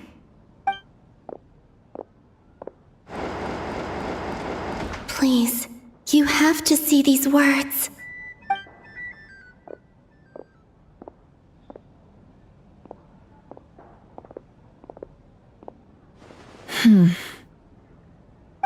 Well, do you sense anything?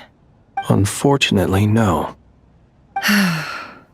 And this place was our last chance. Not necessarily. We've only looked in Nasha Town so far. Miss Columbina said she would leave messages at her friends' dwellings. It's still worth checking where Miss Lauma lives and where I live. Let's try and make some time to look into those then.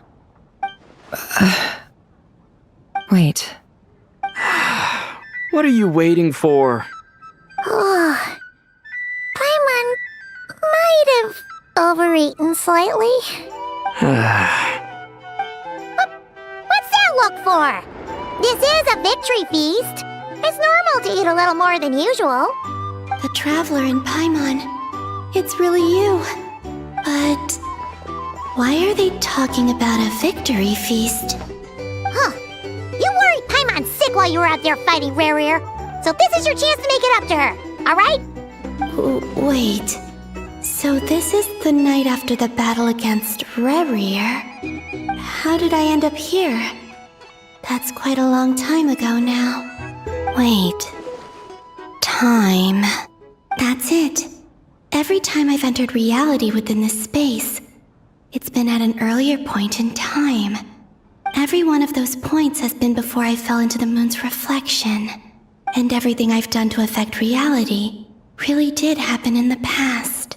Does this mean that within the moon's reflection, time flows backwards? Starting from the moment I fell in? Not long till Moon Prayer Night now. It's gonna be even livelier than tonight. Although, it's gonna be sad saying goodbye to the damselette. She seems like a really nice person. Paimon. No, I can't. Even if I make contact, they probably won't understand what's going on. And in any case, I'll likely get pulled away again if I do. Instead, I have to find a way to get them to notice what I've written using the moonlight. Wait. Even I hadn't thought of doing that before Moon Prayer Night. They'd never conceive of that possibility. Is there truly no other way? Don't lose heart. We'll find a way somehow. Huh? Oh, you say that, but the Frost Moon is beyond the fall sky. If we wanted to go visit her, how would we make it through to the other side? We might not have all the answers now, but I'm sure we'll find a way one day. Huh. Guess someone's gotta be the optimist. The present. The future. That's right. There are still things I can do.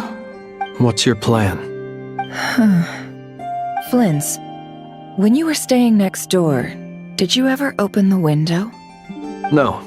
The rooms here are dark and damp, and there's such a buildup of dust on the windows that the moonlight can't even get in. I didn't think it was worth the trouble. The moonlight? I think I see where you're going. One moment. I'll see if the owner is available. Don't bother. Time is of the essence.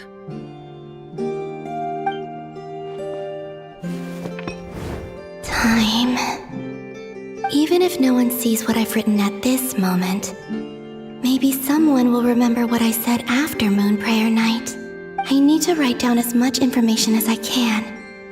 And maybe one day...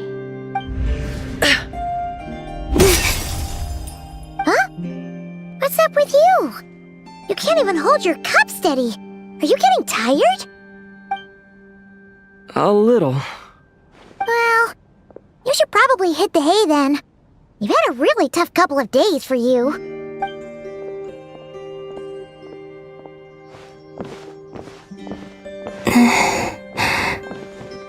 You truly have. You helped defeat Rerir, helped me reclaim my name, and you helped the others organize Moon Prayer Night. Wherever you are right now, I'm sure you're still fighting against the injustices of fate. This is all I can leave for them. How I wish I could stay here, but it's time for me to go. I hope to see you again in the next time, and if the opportunity presents itself. I will surely return to your side. Huh. Columbina. She's alive. Not only that, but she's left us an entire wall's worth of clues. She even wrote down what would happen on Moon Prayer Night. It's just a shame we found it too late. I am here. Time in this place flows backwards. I am constantly moving forward. It sounds like she's found a way to influence the past using Kuvaki, but her future is our past.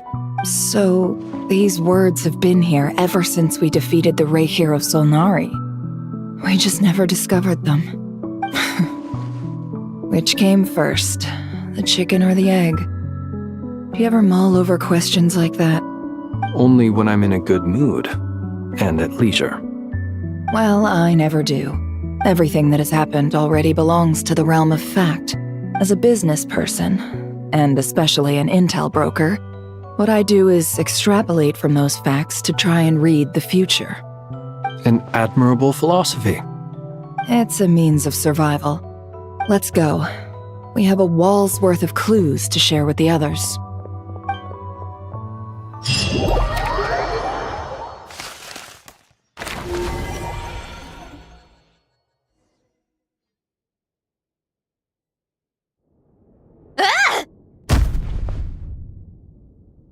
It appears that the doctor's energy signature has changed to something similar to Kuvaki, but not like the Kuvaki we're used to. Nodcry's Kuvaki devices will only have a limited effect on it. I can see why you've chosen to place your hopes in alchemy instead. Also, I must say these books are rather profound. My subordinates just shipped them in from Fontaine. Some of them are from the Narcissenkreuz Ordo. Some are incident reports from Petrichor, and then there's a few test reports for these junk machines. Additionally, after some further scanning, I've discovered something extremely annoying. What's that? Tevat's skies contain multiple moons. A long time ago, when I did my first scan, I detected 3, just as the legends say. But when I checked again just now, I detected 4 moons. So there's one extra? Yeah. Originally, I thought that if I could still find 3 moons, that would at least mean Columbina's still alive. But then it occurred to me that apart from the frost moon, Tevat's moons are just husks. And husks surely shouldn't show up in the scan, since they're not alive. It's weird, isn't it? If we can't even distinguish between a dead and a living moon, how are we supposed to know whether a moon goddess is still alive? Or does this mean that the moon marrows are equivalent to the moons themselves? It's certainly possible. In which case, the 4th moon you detected may be Dottore artificial creation. So he wasn't bluffing. He really built his own moon marrow. Ugh! I'm so mad right now! It's easy to get overwhelmed when you have too much on your plate. Maybe you need to relax. Perhaps try going for a walk, or simply take a few deep breaths. Nothing can calm me down at a time like this. I need more time, and I need progress.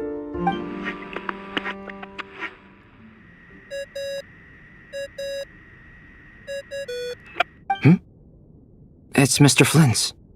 I really hate that ringing tone. Ugh. First the 4 orthants of the Narcissenkreuz, then moon marrows. Now what? Oh, sorry if we're disturbing you. Might I ask what's troubling you? What do you want? We're busy. Are you still at the Curatorium of Secrets? Yeah. Look, everyone else is still out, so there's no hurry. Plus, I'm busy, so I would appreciate if you gave me some space. Even though we have crucial intel to share? Fine, I'm listening. Do you intend to share it via the Dodo communication device? Ordinarily, I would, but this is a unique situation. I think it's best that we discuss it in person. See you at the Curatorium.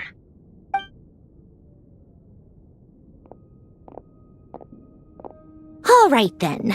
So, what's the situation?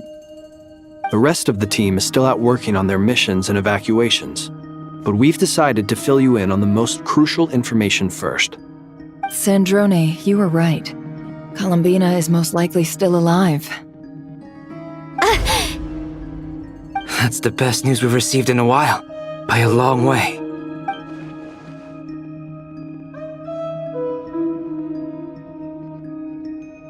Random locations. Appearing in reverse order? Are you serious? So not dying isn't enough for the moon goddess, huh? She has to show off too. Anyway, does this mean we can deduce her condition from the moon marrows? Miss Androne, there's nothing wrong with simply admitting that you're happy to hear the good news. I'm not. And she's the least of our problems. We're facing a huge crisis. If she can't control the flow of time in there, she's just gonna keep moving backwards. Different points in time won't intersect, and she'll never find a way out. Let's say life begins with a drop of water. When did time begin? The moment this planet came into being? No, that's not right. Her final destination would be the moment at which the space she is in was created. But it doesn't seem like we can influence that space from the outside world. So how can we help her? Also, if she's alive, Rerir and Thelindis might be too. But as far as we know, neither of them have come back out. That space may not have an exit at all. I'm afraid I must concur with Miss Nefer in this. Can't exactly argue with that. Let's leave it there for now. I've taken notes on everything you said. Will it help with your research? I doubt it's gonna help with breaking Dottori's energy fields. But who knows when it might come in handy. Better to have it all written down than try to remember everything when I need it. All right, I need to get back to my research. Mr. Albedo has made a lot of suggestions that that will require my undivided attention. Sure, I'll stay here. I have things to work on.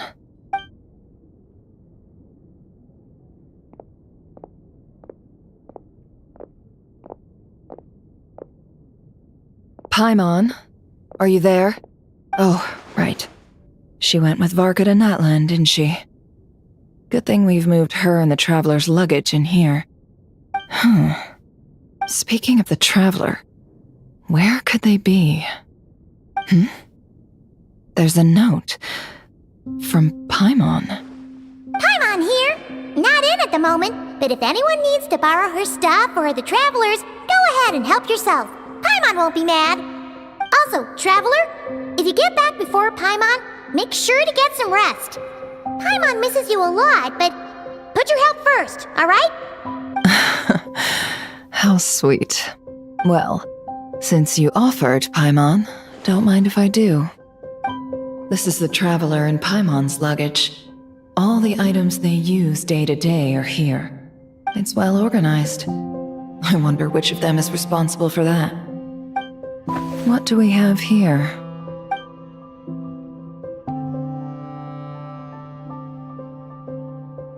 The camera captured a special moment that can only occur between people who are close to one another.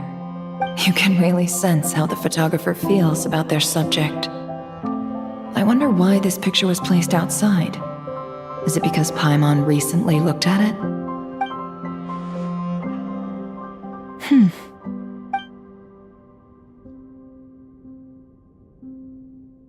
This must belong to the Traveler. Perfect. I'll use this. Hang in there. We'll find you.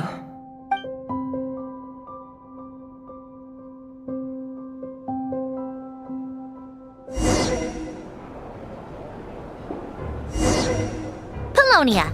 Search keyword world formula and bring me all relevant books.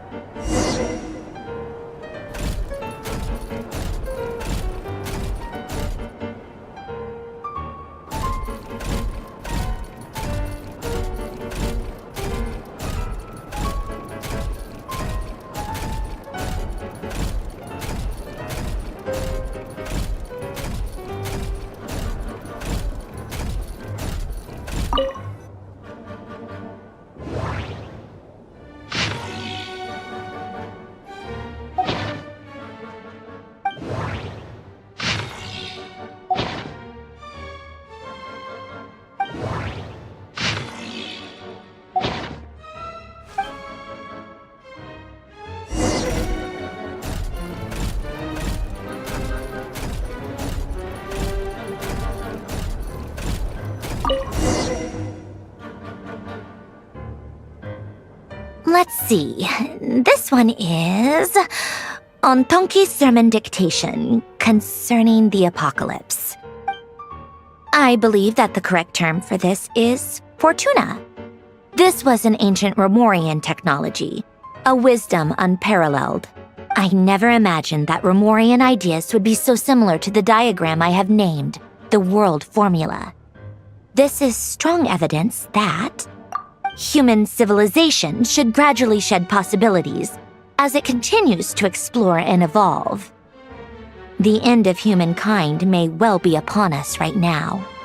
The sparks of civilization shall run out, unless we consider introducing variables from outside the system. Variables. Surely that can only mean one thing. Descenders? Dottore likely captured the Traveler because of his descender status. But the Three Moons' authority comes from the world itself. Why would Dottore need anything beyond that? Where does this variable factor in? The world formula calculates the fate of an entire world. Introducing a variable would therefore give us...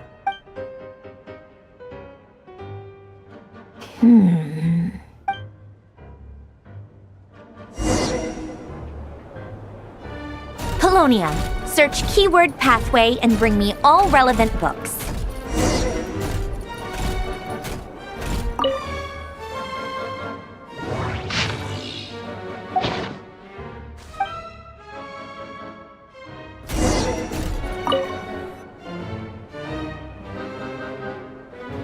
Otonki Sermon Dictation. Explications on the Chemical Marriage. These titles are pretty esoteric. Observe and compute the pathway displayed in the guidance diagram.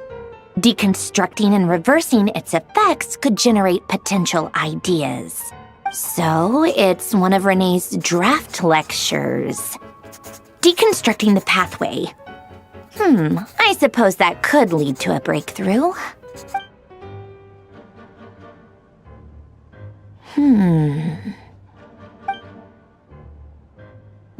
This is so long. This guy sure loves showing off his knowledge.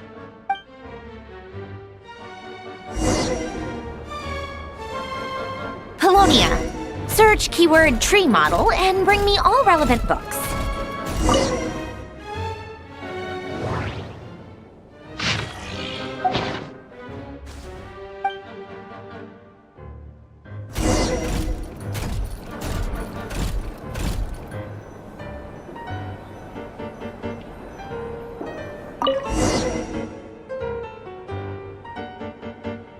Most of the experimental devices proposed by the Lilia Crucis Ordo are built based on the simple and basic logical structure of a tree model. Lilia Crucis. Guess they were trying to cover up the name of the Nautitzenkreuz Ordo? When Duke St. Germanus departed, he said, "It seems that there's no going back." Alas, he is only a genius when it comes to machines. In all other things, he is but ordinary. Excuse me? I'm sorry. That's just ridiculous. What kind of book is this? Great Detective Herlock, The Alchemist and the Clockwork Saint? Isn't this a novel? Come on. Still, the author swears that they knew Renee well. Whatever. I guess it's not beyond the realms of possibility that Renee would say nonsense like that on occasion. Memory, wishes, souls, and persona. Frankly, this sounds more like occultism, but if Albedo vouches for it, I suppose there must be some alchemical basis to these techniques. The way Alain Guillotin saw it, the world was comprised of machines. The universe needed machines, and thus his technologies were created. That's why I was born. Renee, his full name was René de Petrichor, if I recall correctly. Sounds like he and the town must be intricately connected. That place was also the source of most of our information regarding Remurian civilization. Seems like some of his projects were based on their technology. The cutting of souls and storing them in vessels. These seemingly unrelated techniques underpinned René's research. Assuming that the 4 orthants correspond to alchemical categories. The chemical marriage model? Alain would have scoffed at that. He never would have let those theories or parameters anywhere near his mathematical formulas.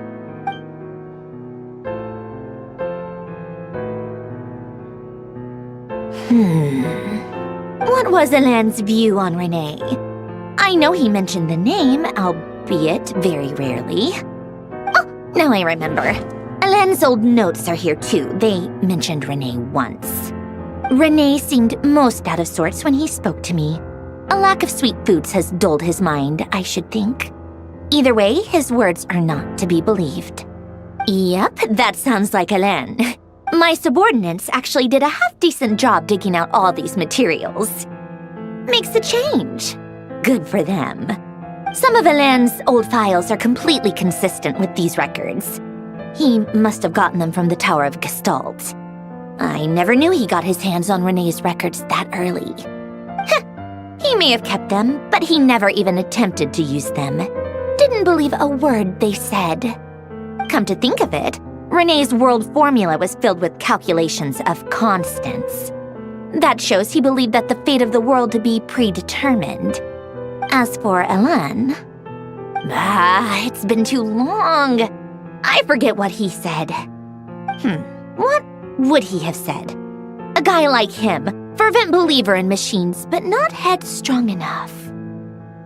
The world can be changed. It is worth persevering. Yes, that's how he used to think at least. He created that procedure to save this world. Yet the scale of the world's fate proved too enormous. The result was beyond his ability to calculate. He died having never seen the outcome. And there I was, left behind in the ashes of his dreams. Did you really never take a close look at Renee's research? Or did you read it but deem his philosophy incompatible with your model? The very thought of trying to incorporate his ideas probably made you feel sick to the stomach. Well, don't worry, because there's a whole new category of lunatic in town. Next to Dottore, every other madman looks sane. You once asked me what I wished for. Should have asked him instead. He's the one pining for things you'd sooner die than witness.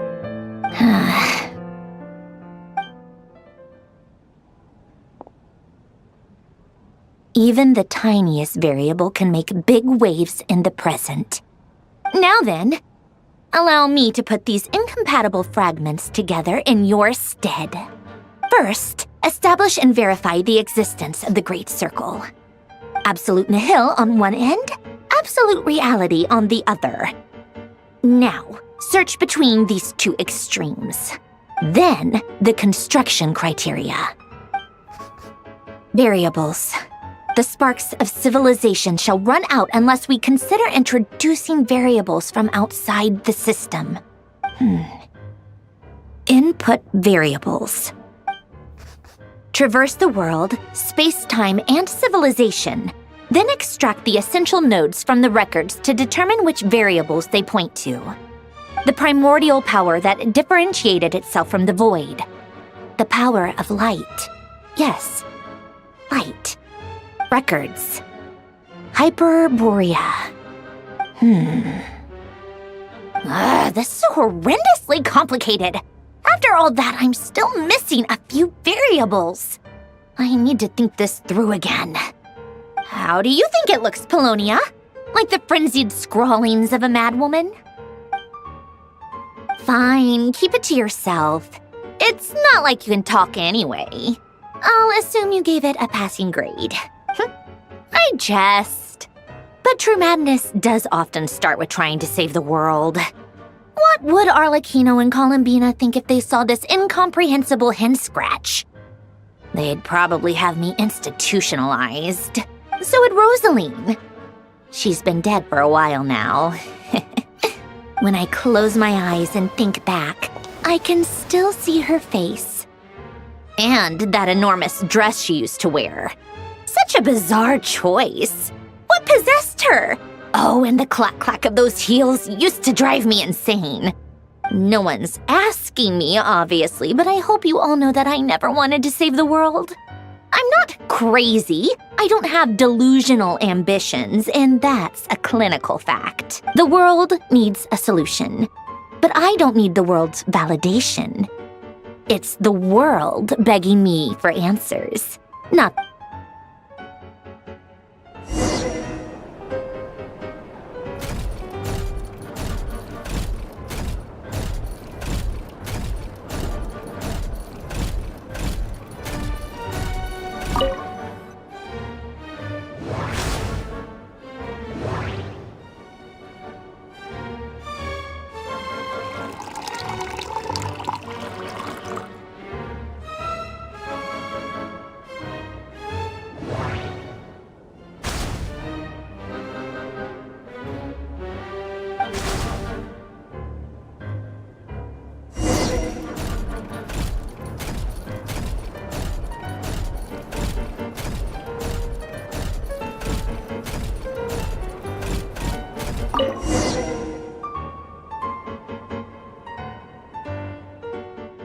Oh, cookies to go with the tea. Let's see. They must be from that person who brought those documents. I see they're from Hotel de Boer. Something's written on the box. We are proud to present this homage to the Fortress of Meropede's fun-filled meal collection system. Fortune cookies. Have a lucky start to your day. Sounds like a dumb gimmick to me.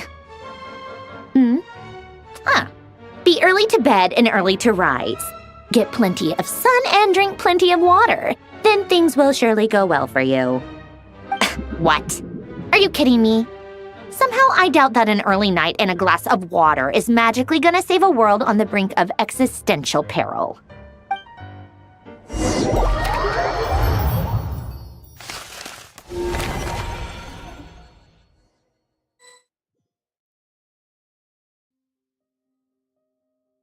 Lady Arlecchino, word has reached us that Lady Marionette's troops are all in position. They are ready to act as soon as the order is given. Excellent. The only thing is, they are fewer in number than we expected. It looks like many of them must have lost their lives at the hand of the monsters released by the Doctor. Can't be helped. Allow them to join our ranks and keep in contact. As you wish.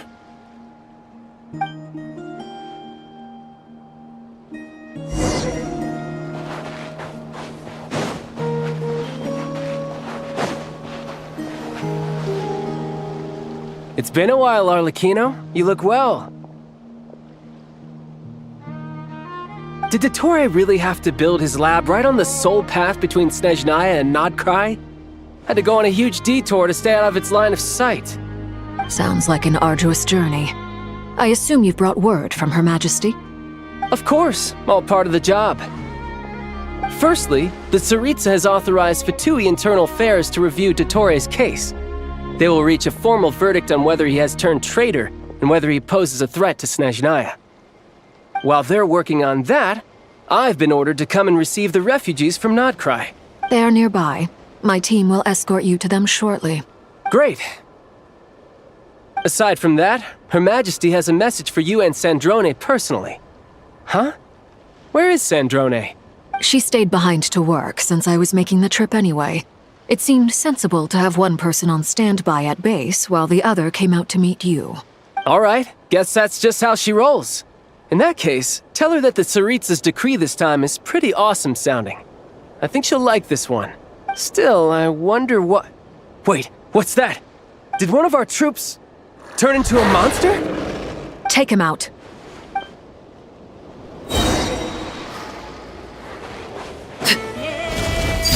Laid bare. Riptide. Tidal wave.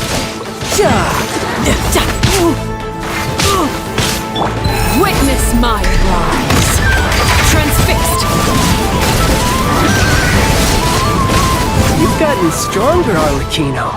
Nice. Stop that right now. I appreciate the praise, but I am not fighting you today. I knew it.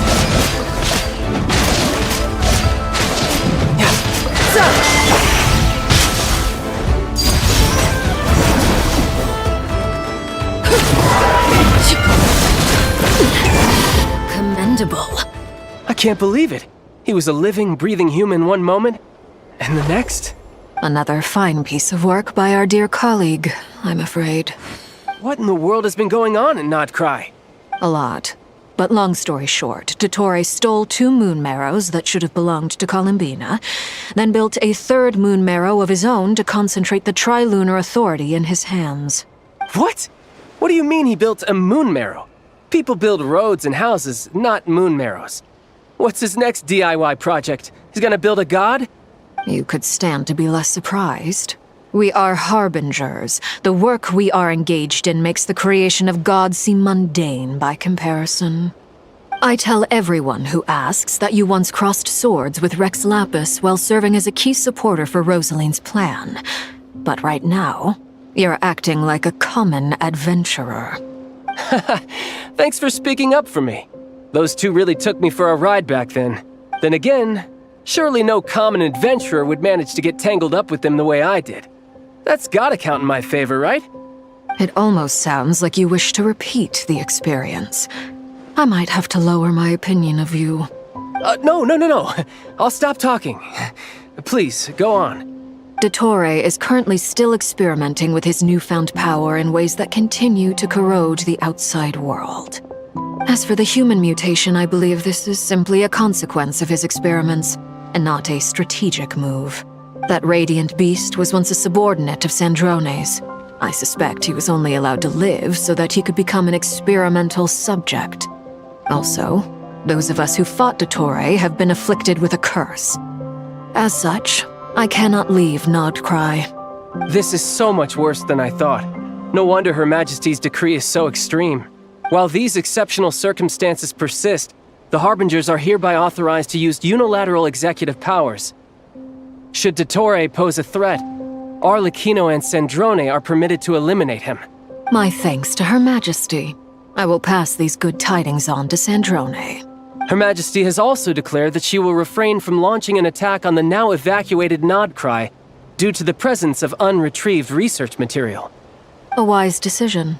By the way, how's my old partner doing? I'm assuming they're with you? Partner? You mean the Traveler? I'm afraid I have bad news. He was captured after our failed assault in Dottore's lab. His whereabouts are currently unknown. What? Why? Since when does Dottore have a bone to pick with him? That is indeed the question.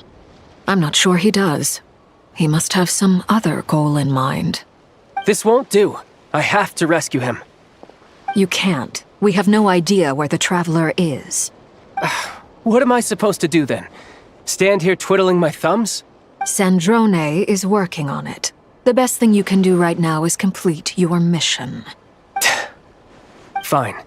I guess I'll leave this to you then. One last thing. Tell the Rooster to get the message out to the gods and citizens of every nation in Tevat. Beware.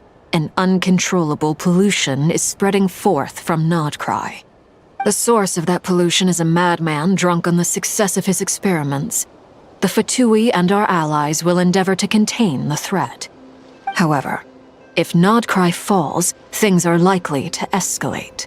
Considering Dottore is one of our own, all Fatui stationed in Nodcry consider it our duty to stay and fight him to the bitter end. Whatever the cost. Hey, don't be too pessimistic. If it comes to it, I'm sure Her Majesty won't stand by and do nothing. I hope you're right.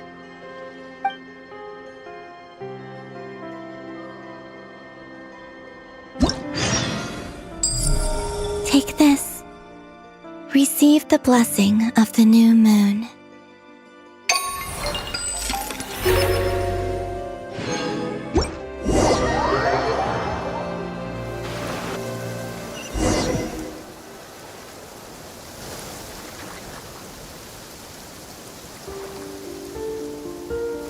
You're right on time.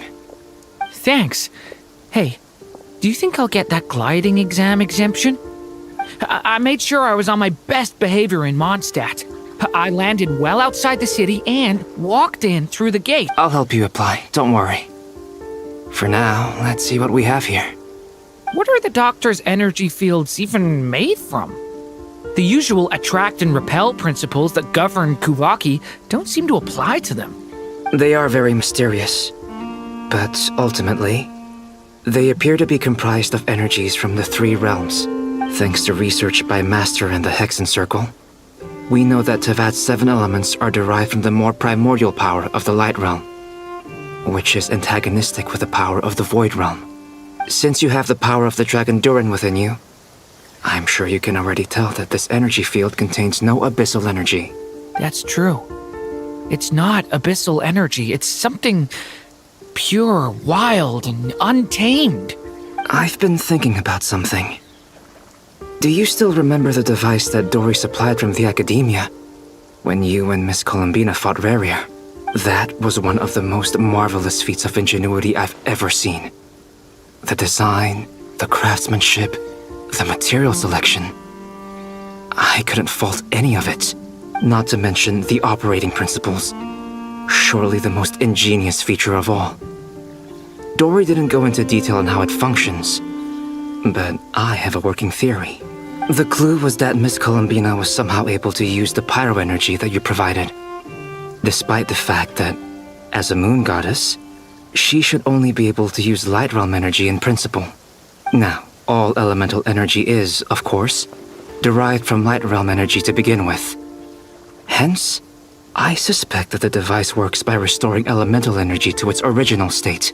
This presumes a theoretical model of the 7 elements akin to that of light refracted through a prism. Perhaps it is no mere analogy, Maybe there is indeed a prism in this model. I almost wonder if the idea for the device was conceived based on direct observations of said prism. It would explain how such an ironclad design concept was achieved. It is at once a masterwork of engineering and a groundbreaking application of the Academia's latest elemental theories. I suspect only Lesser Lord Kusanali herself could have devised such an ambitious technology. But back to the energy field before us. If this is pure light realm energy, its relation to elemental energy is one of integration versus division. Or you could say that the former contains the latter. Could this mean that elemental energy can dilute the power of the light realm? Should we give it a try? We should.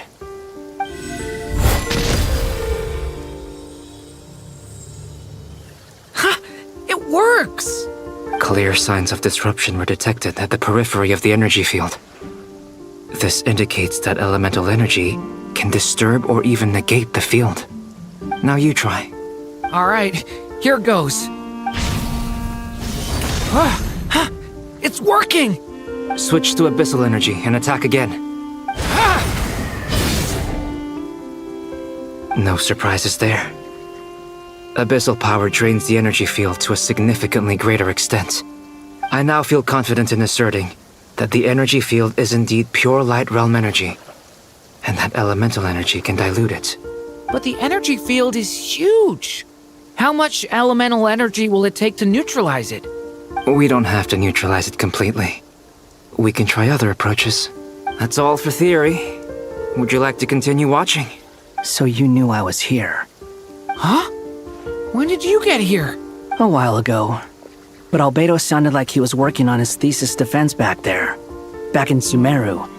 You can end a person's whole career by interrupting them mid-speech. Very thoughtful of you. I'm truly touched. Could I ask you to lend me a hand? With what? A little test. Try using Animo to unleash a concentrated assault with circular blades, with the goal of breaking through at a singular point. Nice! This time it tore through the field. Tremendous. This is a major breakthrough. Should we go through? We probably shouldn't risk having mutually antagonistic energies in such close proximity. Durin, you stay here and watch the entrance. Hat Guy and I will go in to investigate. Sounds sensible to me. Keep your eyes peeled, Durin. Don't worry, I got this. You two be careful in there. Just give me the signal if you need help and I'll dive right in. What do you mean, signal? It's based on a new alchemical concoction I developed last month. When 2 bottles of it are smashed on the ground together, they emit a blinding burst of light. If it comes to that, remember to shield your eyes with your hat. Glad I asked. Thanks for the heads up.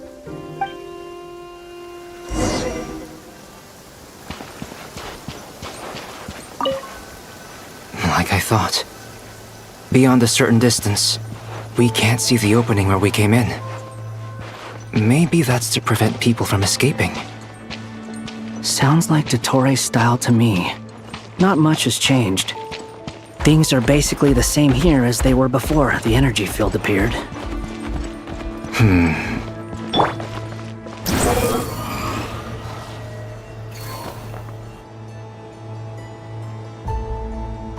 They have no heartbeat and they're not breathing. We can only assume they're dead. But there are no visible wounds. Also, there's an animal squatting next to each body. It's watching us. That's not an animal's gaze. What are you trying to tell us? Doesn't seem eager to talk. I guess maybe it's just an animal after all. Let's keep looking around.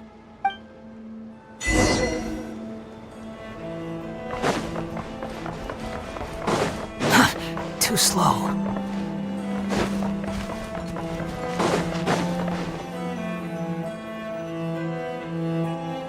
Same situation everywhere.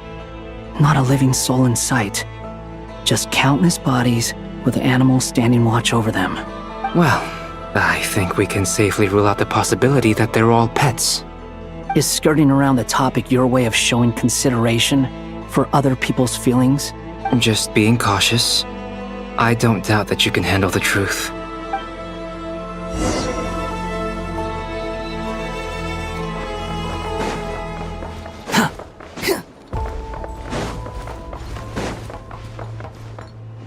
Behold!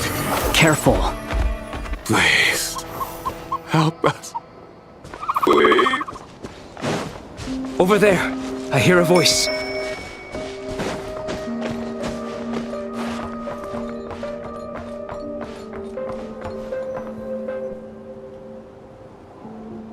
Please, help us. Please. What happened here? I don't know.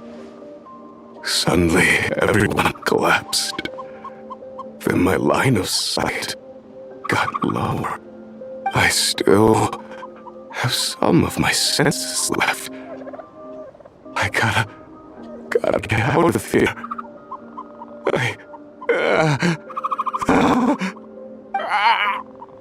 It looks like there's a huge experiment going on inside this energy field.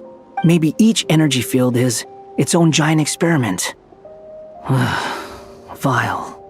He's swapping human minds with those of animals.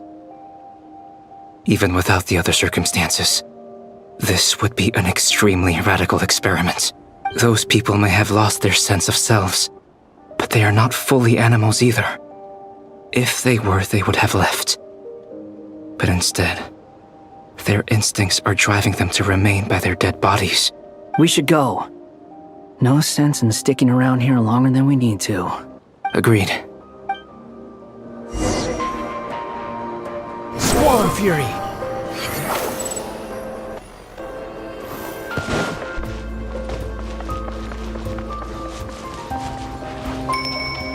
The wind rises.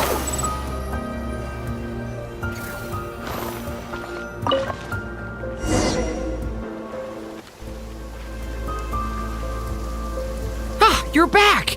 Everything okay? We saw some things that take a strong stomach. Otherwise, we're fine. We should share our findings with the others.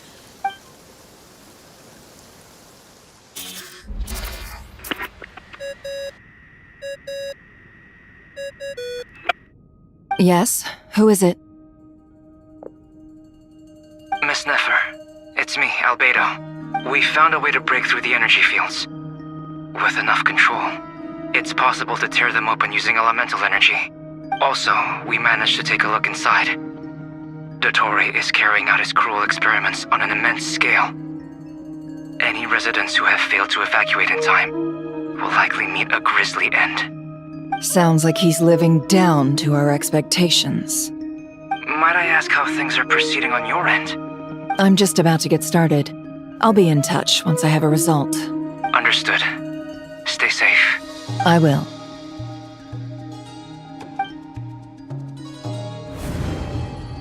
Well, Nefer, I'll link up with you once my tasks are complete. What makes you think I'd need you to do that? I'll need it. And considering the way you approach certain matters, I think you'll be better off with me present.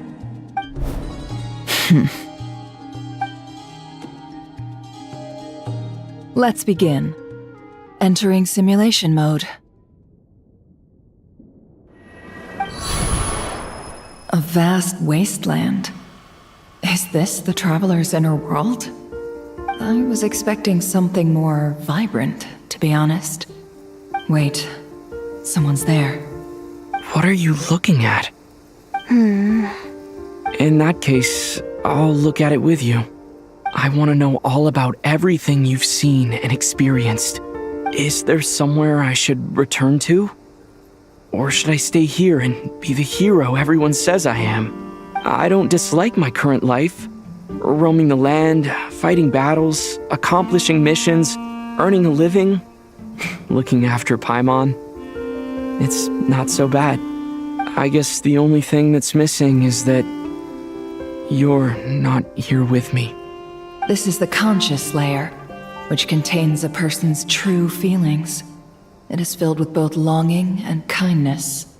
I suppose anyone who lives long enough ends up wishing for someone who can't be there. Maybe it's the only way we can feel truly alive. Time to delve a little deeper.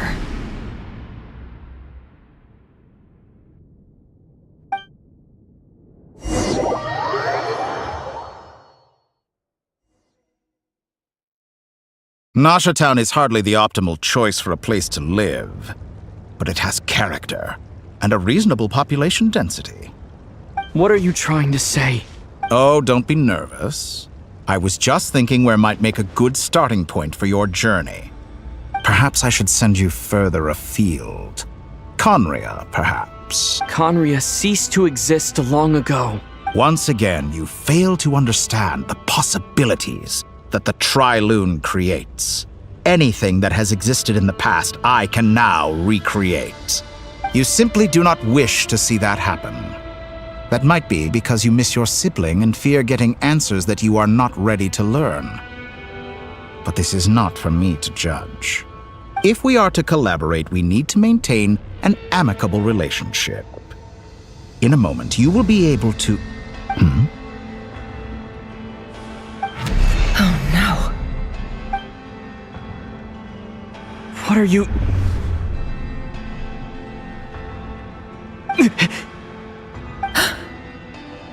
What are you gonna do? Don't move. Something unwanted has crept into...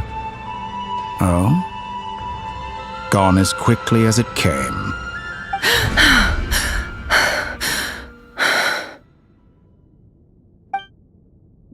Did you save me? If I hadn't cut the connection, Dottore might have caught you from the other side and destroyed you. This was a good idea, but once is plenty. You were exceptionally brave. Excellent work. Thanks, but now's not the time for that.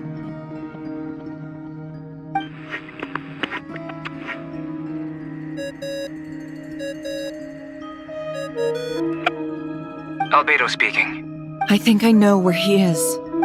What is this endless darkness? I can't see anything, even though my eyes are wide open. But why? What happened? Ah, sorry about that. I take it you didn't notice. Just now, a friend of yours took a little peek into your mind. Could it be Nefer? How did she do it? Did she use something as a medium to connect to me? Do you think she's aware of your current circumstances? Oh dear. Have I stunned you into silence? I only wanted to slow down your time a little so I could stop your intruder in her tracks. It would have been nice to capture the spy. I must say, I'm finding the ability to adjust the flow of time rather intriguing. The moment you closed your eyes, time seemed to grow impossibly viscous, didn't it? A whole month passed before you opened your eyes again, but only for you. No one else was affected. I dare say this is something only a god can achieve. Point taken. You've proven once again that you have god-tier powers. Oh, you misunderstand. This wasn't about proving a point.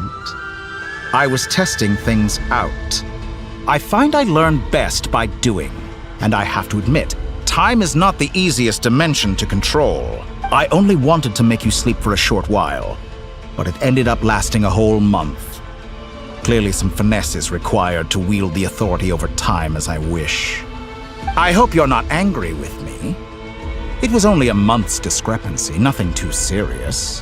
Had I been off by a year, a decade, or even a century, that would have been quite a different story. You could have frozen me for millions of years. So much for collaboration. You aren't showing much sincerity. Millions of years? To what end? I wonder if you don't understand humans all that well. They are very pragmatic creatures who understand only that which they can perceive with their senses. If I had you sit here for a week, I imagine people might sympathize. But if I left you here for 100, 1,000, or 10,000 years, the sheer size of that number would cause it to lose all meaning to them. They would not have the capacity to comprehend your suffering, and thus they could not empathize. Unfortunately, while gods do exist in Tevat, it is ordinary humans that account for most of the population.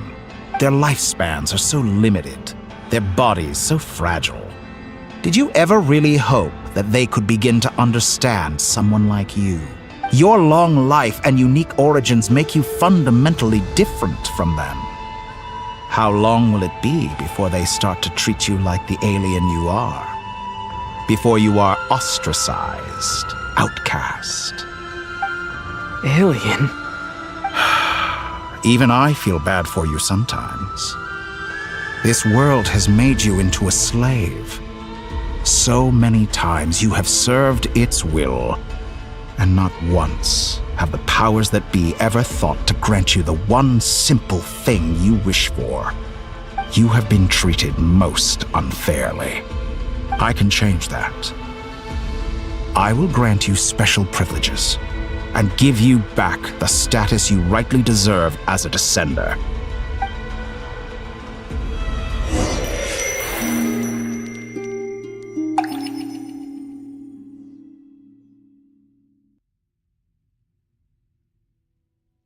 I've entered the past 3 times at this point, but I still have so many questions.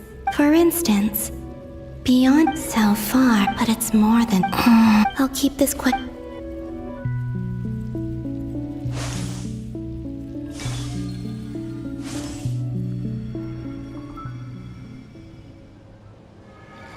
Humans, you never change.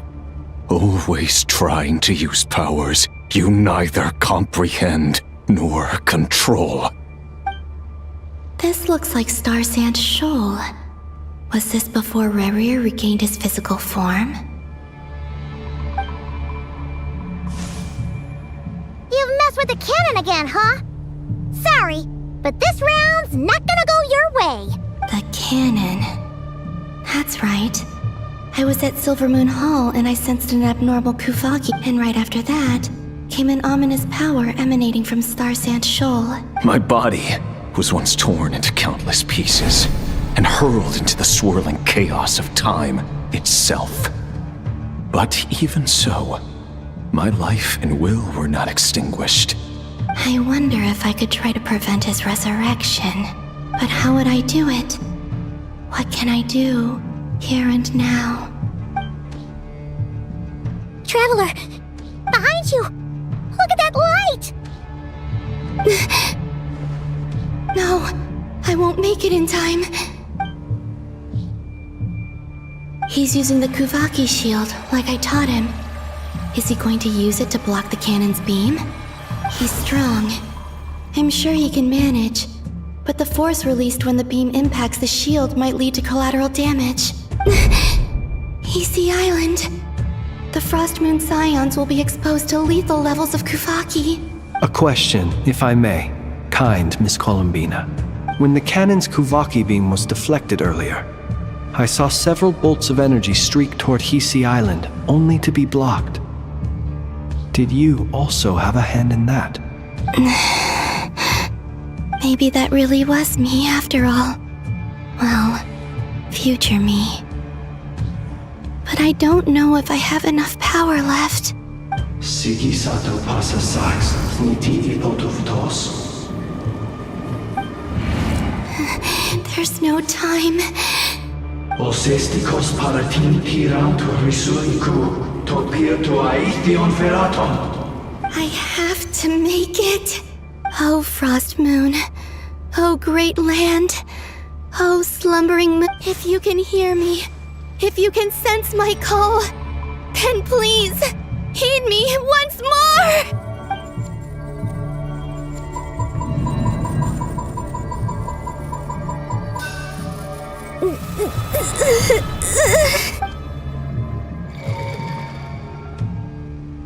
Did it work?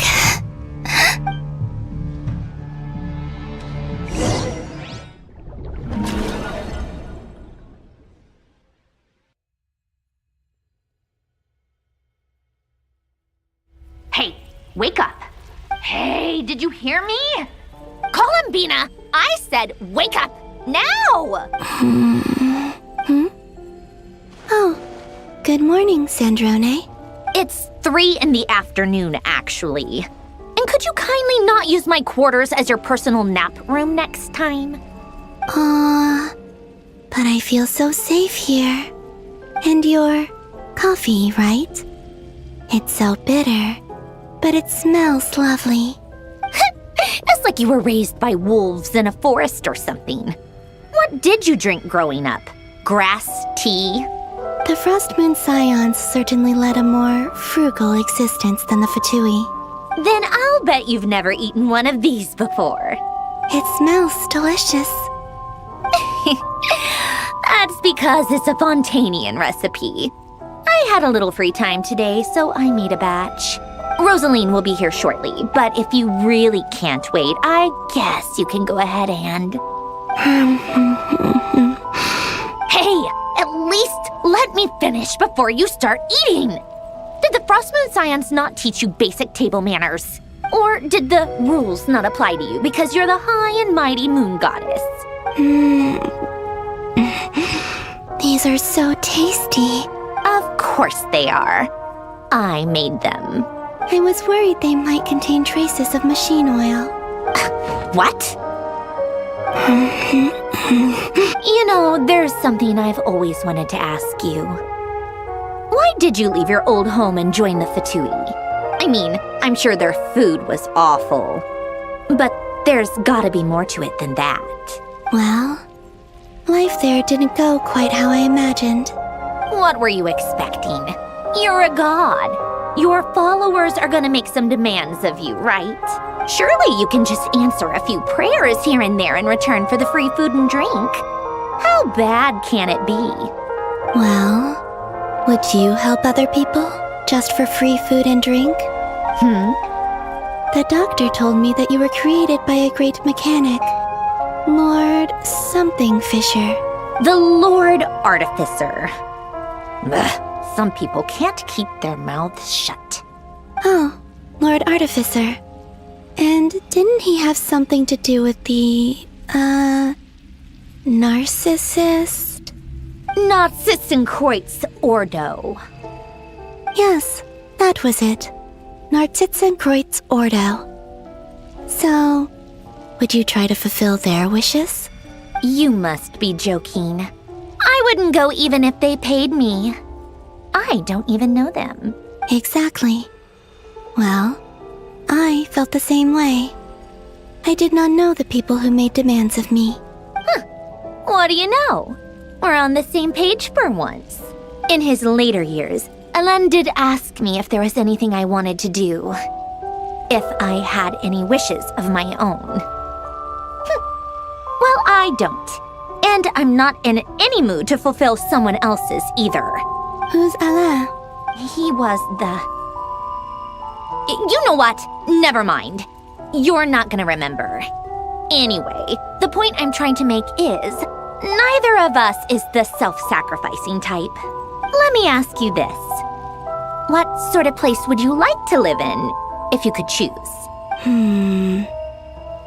A place where people don't ask me for things I cannot give them. Where they don't worship me, or fear me, but just want to chat with me like a normal person. I'd also like the freedom to come and go as I please. And ideally, it would be somewhere with the smell of coffee and snacks. Not to burst your bubble, but no such place exists in the world. Now, take your snacks and scram!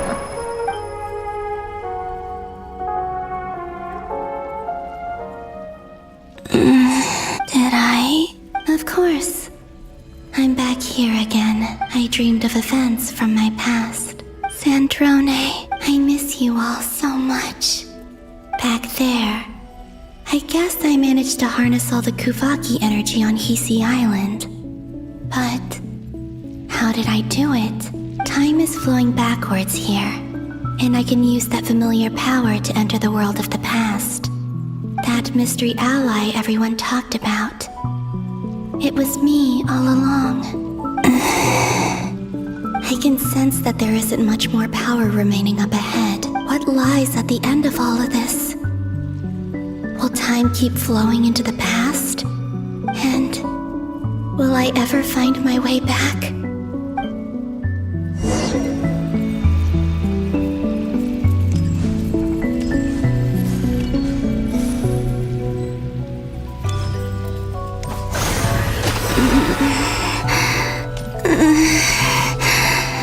It's getting harder and harder to use my power.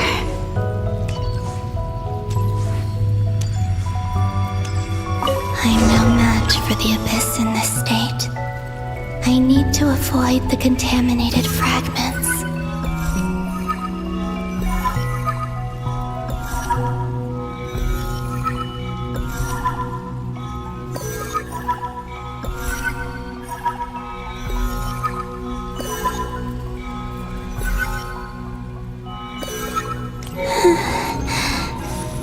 Time to go. I wonder where I'll find myself this time.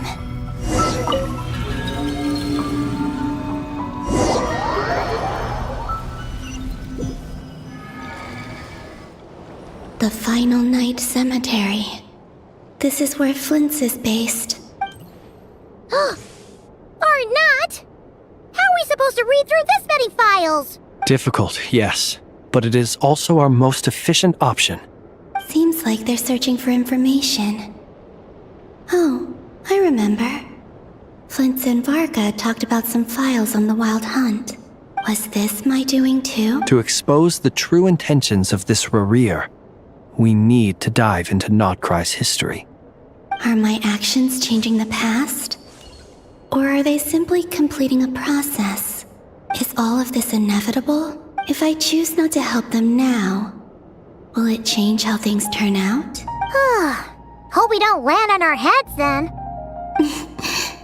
They're my friends. I can't not help them.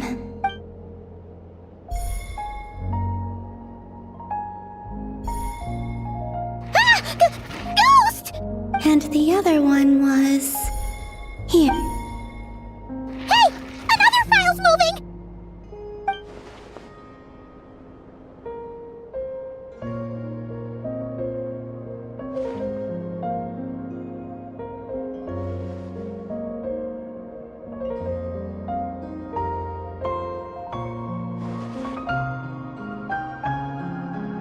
That should do it. Luanatar? You can sense my presence? Wait!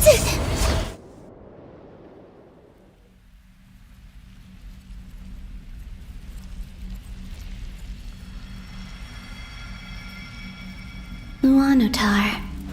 So she's that familiar presence I've been sensing all along.